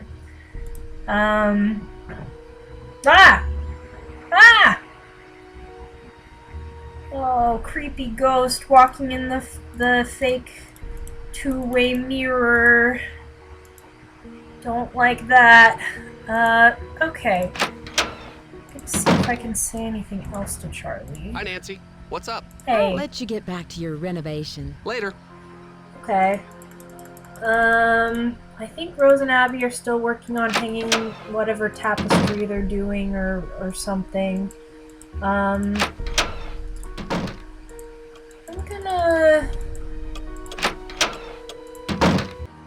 gonna call people. Well, actually, no, I'm not. What time does Lewis come in for the day? I think it's noon. Let me just make sure that I can't talk to Abby and Rose anymore. Yeah, okay, so I think they're both busy still. I'm gonna try to get there right before Lewis comes in, and see if I can spy on him through that secret hiding place that we found. So, let's see, he comes in at noon, so I'll set my clock for 11.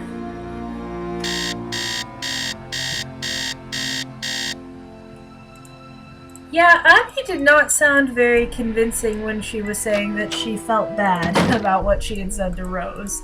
I don't think she did feel bad.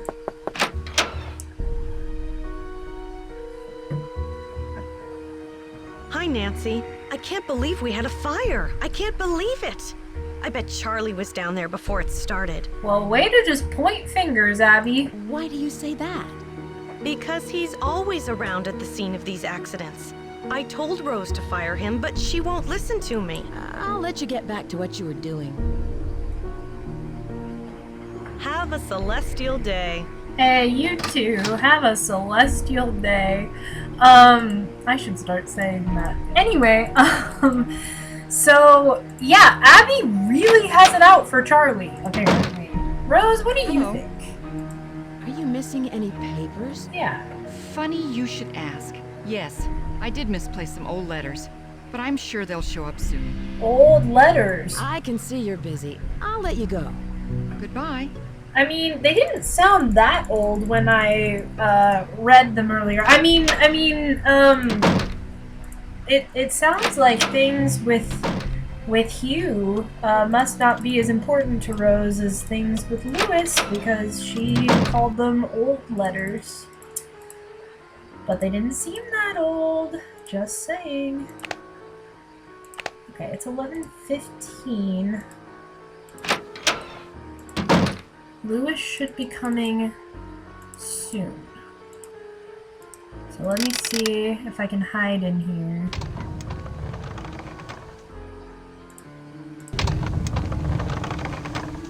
Okay. Hopefully it's close enough to the time when he's gonna show up.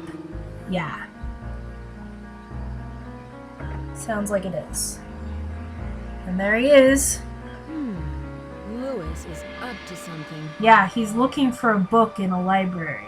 Totally suspicious, considering everything we know about him. That's it. Oh, Louis, are you in there? I'll be right there.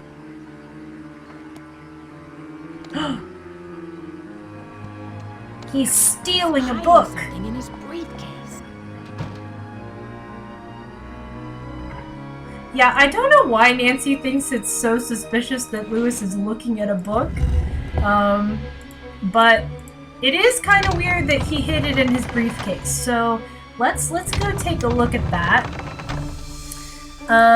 We found out the combination to the briefcase from his computer earlier, and I have it written down here. So it's 4, 6, 5, 3, and then 4, 8, 6, 8. Okay, what has Louis got in here? He's got a piece of paper. Argentine appraisers in Chicago. Dear sir, I represent a client who would like to sell their collection of post-Civil War gold bullion. My client wishes to remain anonymous during all business transactions, and I am having difficulty in determining the nature of their collection. From what I gather, my client possesses approximately $50,000 in uncirculated bank standard gold coins dated between 1870 and 1880. Ah! What are you doing in there? Oh no. What happened? I got caught snooping around. Oops. And Rose asked me to leave. Oh no! Now you won't be able to solve the mystery. Better luck next time, I guess. That's too bad. And to think you could have saved the day. And helped out Rose. I know. If only I had another chance. I'd be a lot more careful the next time around. If only I had another chance. Sorry everybody, I guess I wasn't quite fast enough. And I have to unlock the briefcase again. That's kind of annoying. I'll try to move more quickly this time so we don't get caught. I didn't realize I didn't have that much time. Okay, 4653. And then 48, 68. Okay. So to finish up this letter, these would have been issued by one of the 5 major banks that were located in California at the time. Contact me at your convenience. I'm available in mornings and evenings. Respectfully yours, Louis Chandler. What's he talking about? Where did he find gold coins? Interesting. So here's the book that he stole. An oral history of Chinese immigrants in California. Gumbo Fu? What's Wing that? Tang worked on the railroad and then came to San Francisco and worked for Miss Applegate as a chef, which is the letter that we found from E. Valdez. So does that mean that Lizzie Applegate is somehow E. Valdez? And then here we see the Golden Gardenia, which is this place, and Gumbo Fu. Okay. Interesting, and Nancy is fascinated by this phrase. Also, Rick Arlen back with a vengeance. Teen detective named Nancy Drew was on the case. So Louis knows that we are a detective. Interesting. Lots of interesting stuff going on. Alright, I'm gonna save. Because we're going to call people.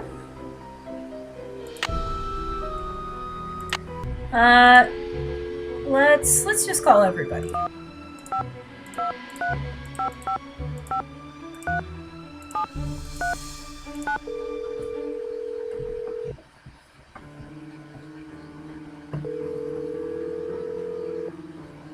Drew residence, Hannah Groon speaking. Hi, Hannah. Hi, Nancy. There was a fire, Hannah, but don't worry, I put it out. There was a fire in the parlor. And I'm okay. But I put it out in time. Thank goodness. I just hope nobody was hurt. Rose told me she was afraid that house was a fire trap. I'm just so glad you were there to save the place. Hannah, do you think Rose could have started the fire to collect the insurance on the house? Be honest, No, Hannah. not at all. Rose loves that house. It's her dream come true. I can't imagine her doing something like that. She's very determined to open that B&B. Louis is up to something. I saw him take a book from the library. That doesn't sound very suspicious.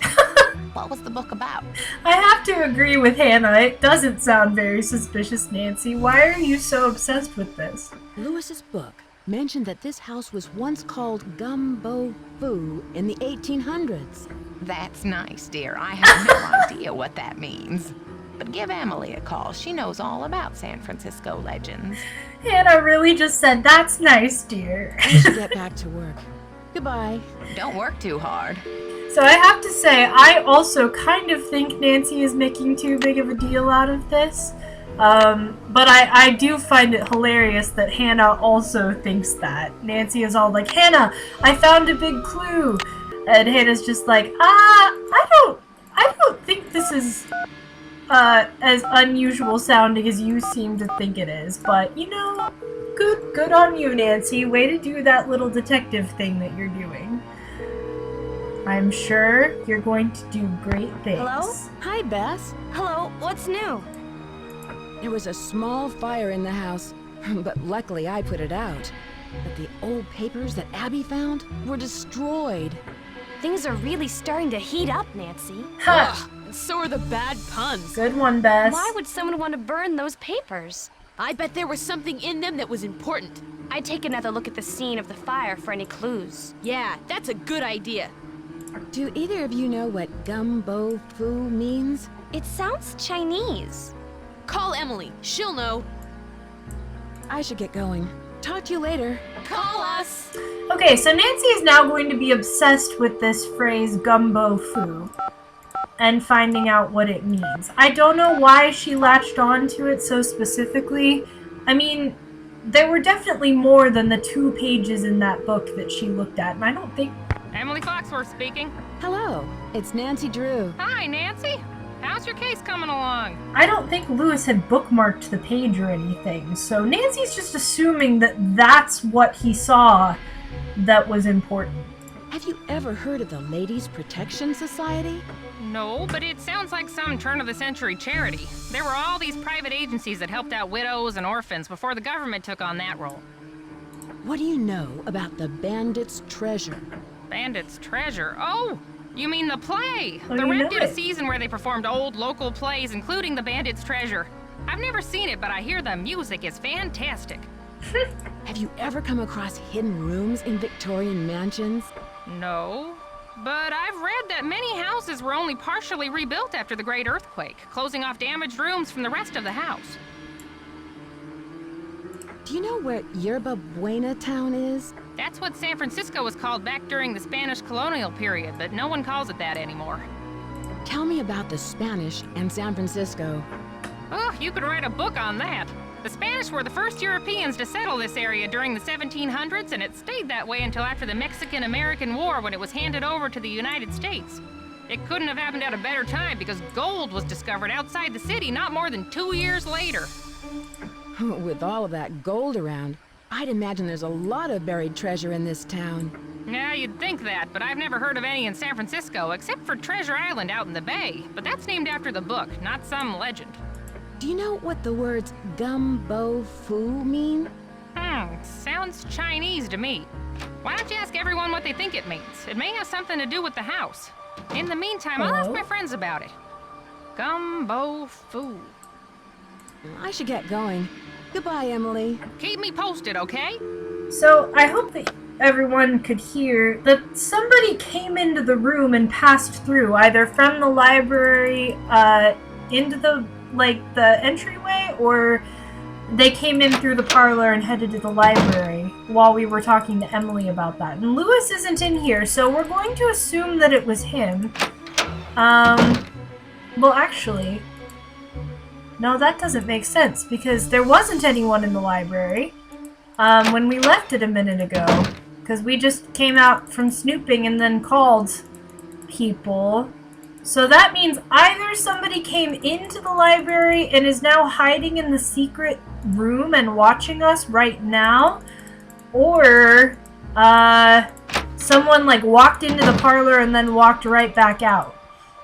And we don't know who it was. But they walked in while we were talking to Emily about Gumbo Fu, and I don't know how they could have overheard our phone conversation because Emily was the one talking when that happened, and it wasn't on speaker or anything, so Nancy didn't say the words, but we are meant to think that somebody overheard us. Hi, Nancy. What's up? Do you know what the words gumbo foo mean? I'm not sure. I've never heard that before. I'll let you get back to your renovation. Bye. So yeah, I told you that Nancy's going to be obsessed with finding out what this phrase means, and she's going to ask everybody. Hello. Do you know what gumbo foo means? No.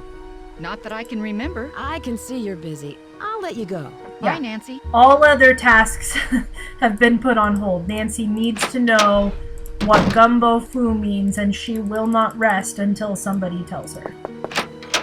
Hello. Do you know what gumbo foo means? Gumbo foo?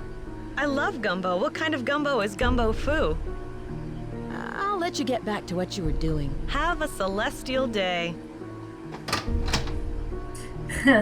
I think Abby's answer is one of my favorites to this question. What kind of gumbo is gumbo foo? And Nancy's just like, well, okay, bye.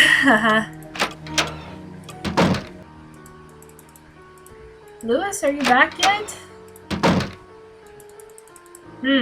Came out from hiding in the secret room, I see. Yes, Nancy. Do you know what gumbo foo means? Where did you hear that? Okay, so this is potentially a second chance, because apparently there is only one book in the world that mentions gumbo foo. So if I say that I came across it in a book, like I did... I came across it in a book. No doubt the book I have locked in my briefcase. I thought someone had been in there. I think I'll need to have a word with Rose about this. Then... Nancy, I'm ashamed of you. Everyone in this house expects some degree of privacy, and you have obviously violated that trust. Your behavior is completely unacceptable. No arguments. I cannot stand to have someone so inconsiderate in my house. I've arranged for Abby to drop you off at the airport. I'm sorry it has to work out this way. Goodbye. Yeah, so Louis just immediately assumes that, I was in his briefcase, and then Rose kicks me out. Because she doesn't realize, apparently, that I'm trying to help her, and, yeah. Yes, Nancy. She literally... I'm helping her. Do you know what gumbo foo means? Where did you hear that? So what I you're supposed read to about say it in a magazine. is that it was a I magazine. see. As I recall, it means House of Great Books. After the Great Earthquake, many books and documents were stored in private homes to save them from the fires. The Chinese called those houses gumbo foo. I won't keep you any longer. Thank you, Nancy. Okay, so... yeah. He's not surprised that we would have found that information in a magazine, but he thinks that the only book that we could have possibly come across that would be the book that he stole and put in his briefcase. And instead of Rose being like, Louis, why are you stealing books from my library? She's like, Nancy, why were you looking in Louis's briefcase at books that would have been in the library if Louis hadn't stolen them? Does it make sense logically? I don't know, maybe. But I think it's a bit unjust. I think Rose's feelings for Louis have clouded her judgment a bit.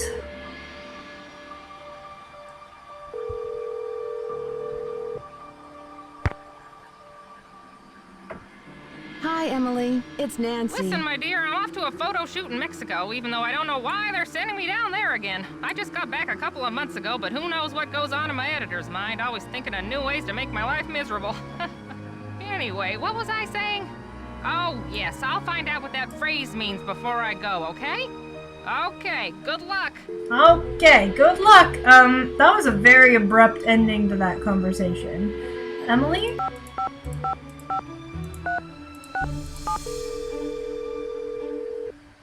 Can I talk to her again?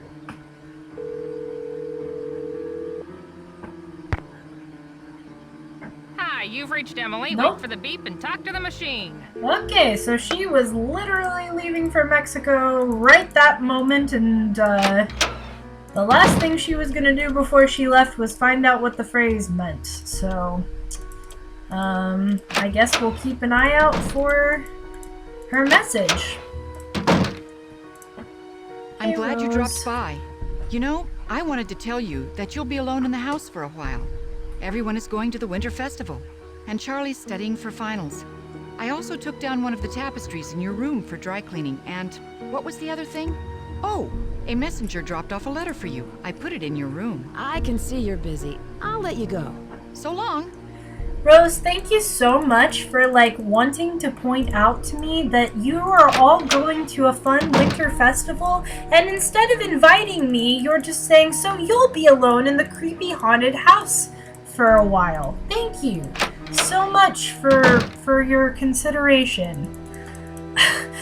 Yeah, none of them invite Nancy. None of them say, hey, Nancy, we're going to a winter festival and you're our house guest. Would you like to come too? No one cares about Nancy. It's sad. Okay, but Emily did send us this. Nancy, I'm sorry I could not drop this off myself, but I'm out the door for a month-long photo shoot in Mexico. I spoke with my friend about Gumbo Fu, and she told me that it means Gold Treasure Mansion. She wrote the Chinese symbols below. Hasta luego, Emily. Gold Treasure Mansion is not what Lewis told us it meant. He said it meant House of Great Books. Golden Wonder. Okay. So, this tapestry that was hanging on the wall over here has come down, and now we have some symbols. Now, we've seen these symbols before. These look like the Chinese zodiac symbols that Abby had a book about in her room. So let's see if Abby has left. Yeah, she's gone. Great. So we are going to look at that book. Was it over here? I think it was over here, actually. Yes. Okay. So this has all of the symbols, and this is the order that we need to type them in. So it goes rat, ox, tiger, rabbit, dragon, snake, horse, ram, monkey, chicken, dog, pig. Okay. So, let's go do that. At this point, everybody, we have begun the end game sequence. So everybody has left the house. It's just Nancy here. And we have some puzzles to do, but once we finish the puzzles, then we're going to be almost done with the game. So this is end game. Goat, monkey, rooster, dog. Okay, and the panel slides aside to reveal a hidden safe. Now remember all those Chinese symbols that we've been finding all over the house? This is the puzzle that they are for. So you need to enter them in the order that the words correspond with on that tapestry with the poem that Nancy read. Fortunately, I have all of this written down. So hopefully, if my notes are correct, we'll be able to solve this fairly quickly. But if you didn't know before now that you were needing to keep track of all of those symbols, you're gonna have to go back through the whole house and find all of them again, which there's like 10 of them. So that's kind of a lot. It's kind of a hard end game challenge, but hopefully it will be easier with my notes. Okay, so this one means fire. And then we have... Wait. Uh-oh, did I mess up? Hang on.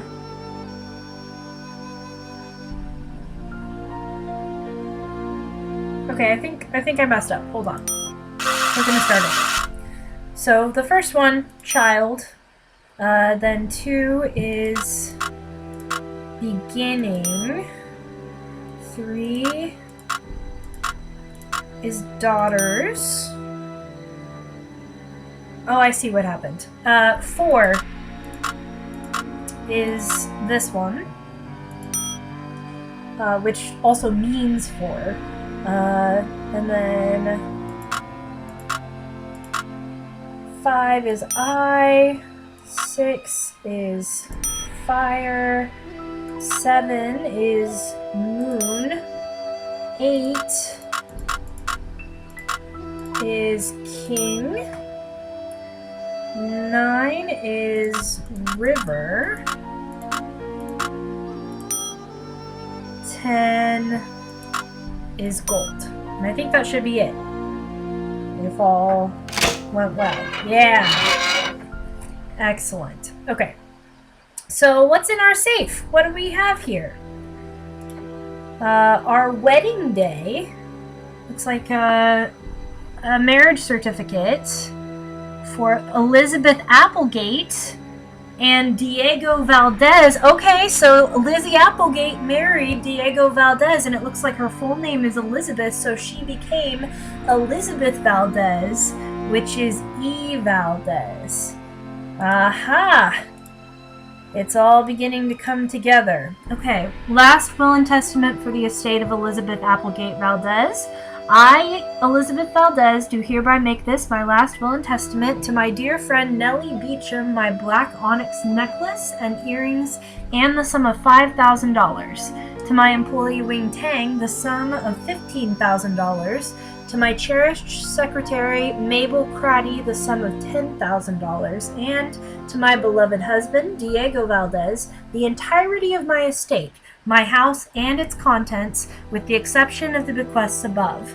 In the event that my husband Diego Valdez is not located after a period of 1 year after my death, or is found to be deceased, the entirety of my estate, with the exception of the bequests above, are to be liquidated, and all proceeds of said transaction are to be provided to the Ladies' Protection and Relief Society. Witness said, that is quite a mouthful to say. Witness eth this 8th day of April 1902 by Metzger. That's the guy from that old paper that we found. Attorney at law. Okay. My dearest Elizabeth, I could never sully that sweet name by calling you Lizzie. You shall evermore be Elizabeth, my Elizabeth, the sweet dear woman who has honored me with her enchanting presence and grace. Tonight I ride on yet another perilous trip, but always to return to you, to your beloved smile. Until then, please accept this bouquet of gardenias, your favorites. El Diablo. Okay, so Elizabeth's love, Diego Valdez, was El Diablo. So Diego Valdez is the famous bandit who pulled off the Christmas gold robbery. My dearest Elizabeth, only one soul on this great earth knows the two secrets that circle my heart, my love for you and my secret identity. Know that my intentions are the purest in all respects. I am a modest man, and all of the wealth that I have acquired by devious means are put to the best uses, all given to the poor, the misfortunate, and the defenseless. Wow, he's like Robin Hood. And so I am, a poor, misfortunate, and defenseless man in the presence of your beauty. You have stolen my heart, dear Elizabeth, and all I ask is your hand in marriage to be mine forever, Diego. Wow. So she stole his heart while he was stealing gold. And apparently he's not so bad a bandit. Something's missing here. He gave away all of the proceeds of his crimes to the poor, defenseless, and unfortunate. Wow. What a guy. Okay, so this charm that we found under the stairs seems to match this imprint. So we're gonna put that there. And then this is a puzzle. Let's see. Thinking. I think we need to make all of them suns. That's not how we do it. Hold on.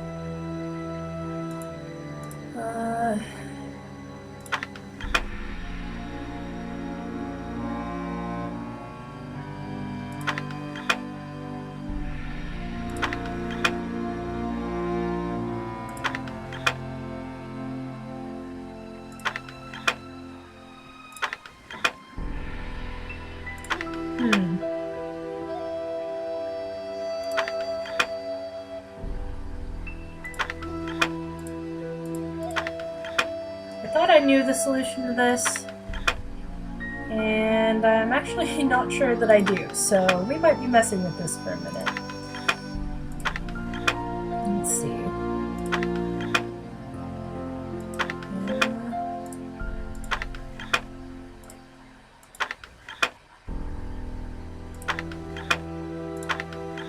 Oh, so close. So close. Okay, wait. What if I do this, and then that, and that, and then that. There we go. Okay, I knew there must be an easy-ish solution. And what have we here? Oh, there's a third side. This is a 3-sided puzzle to unlock this. Okay, so here we have a slider puzzle. And it looks like it's going to be the phoenix symbol that we saw downstairs on the floor. So let's see. Is this gonna... This is gonna be my empty corner down here, I think. So let's see if I can get this solved. That's gonna go in the middle.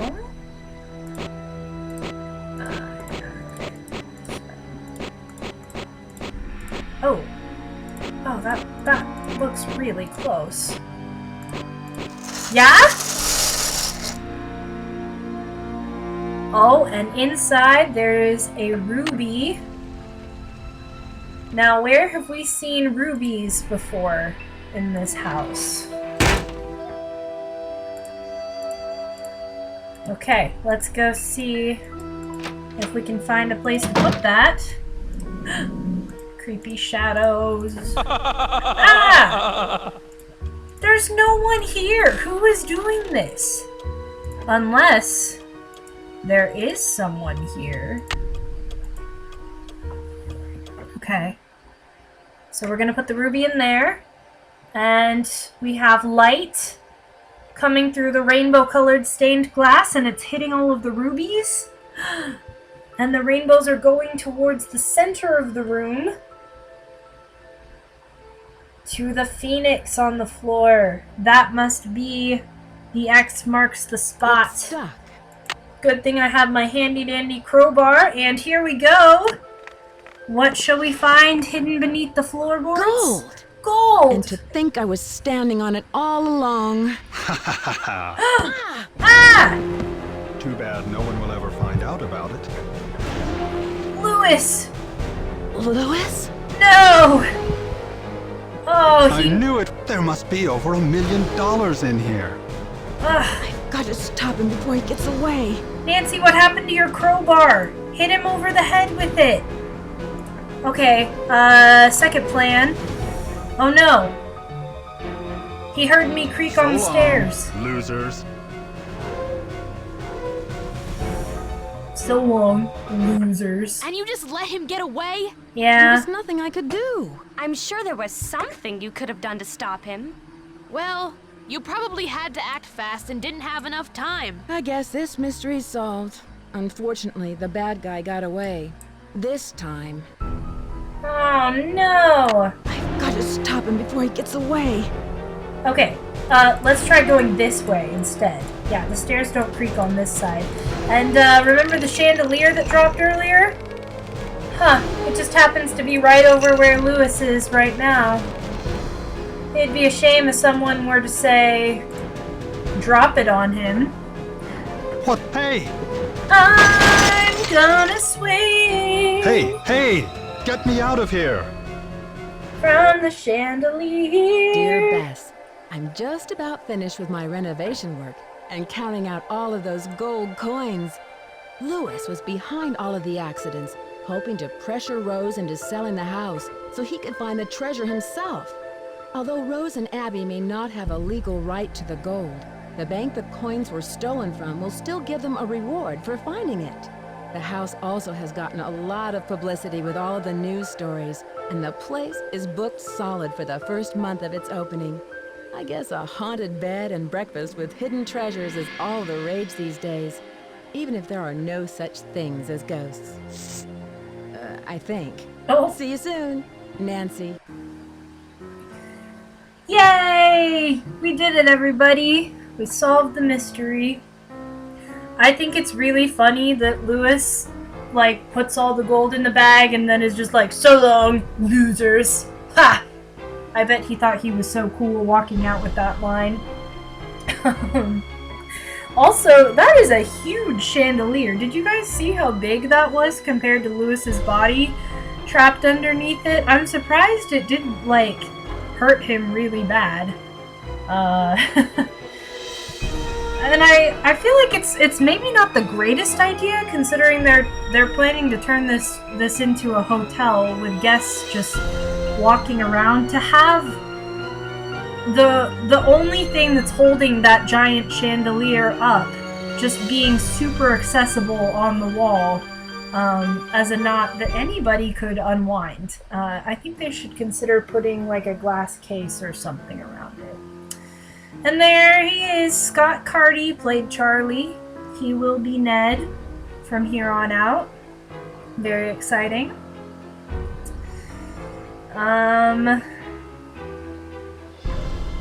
Yeah.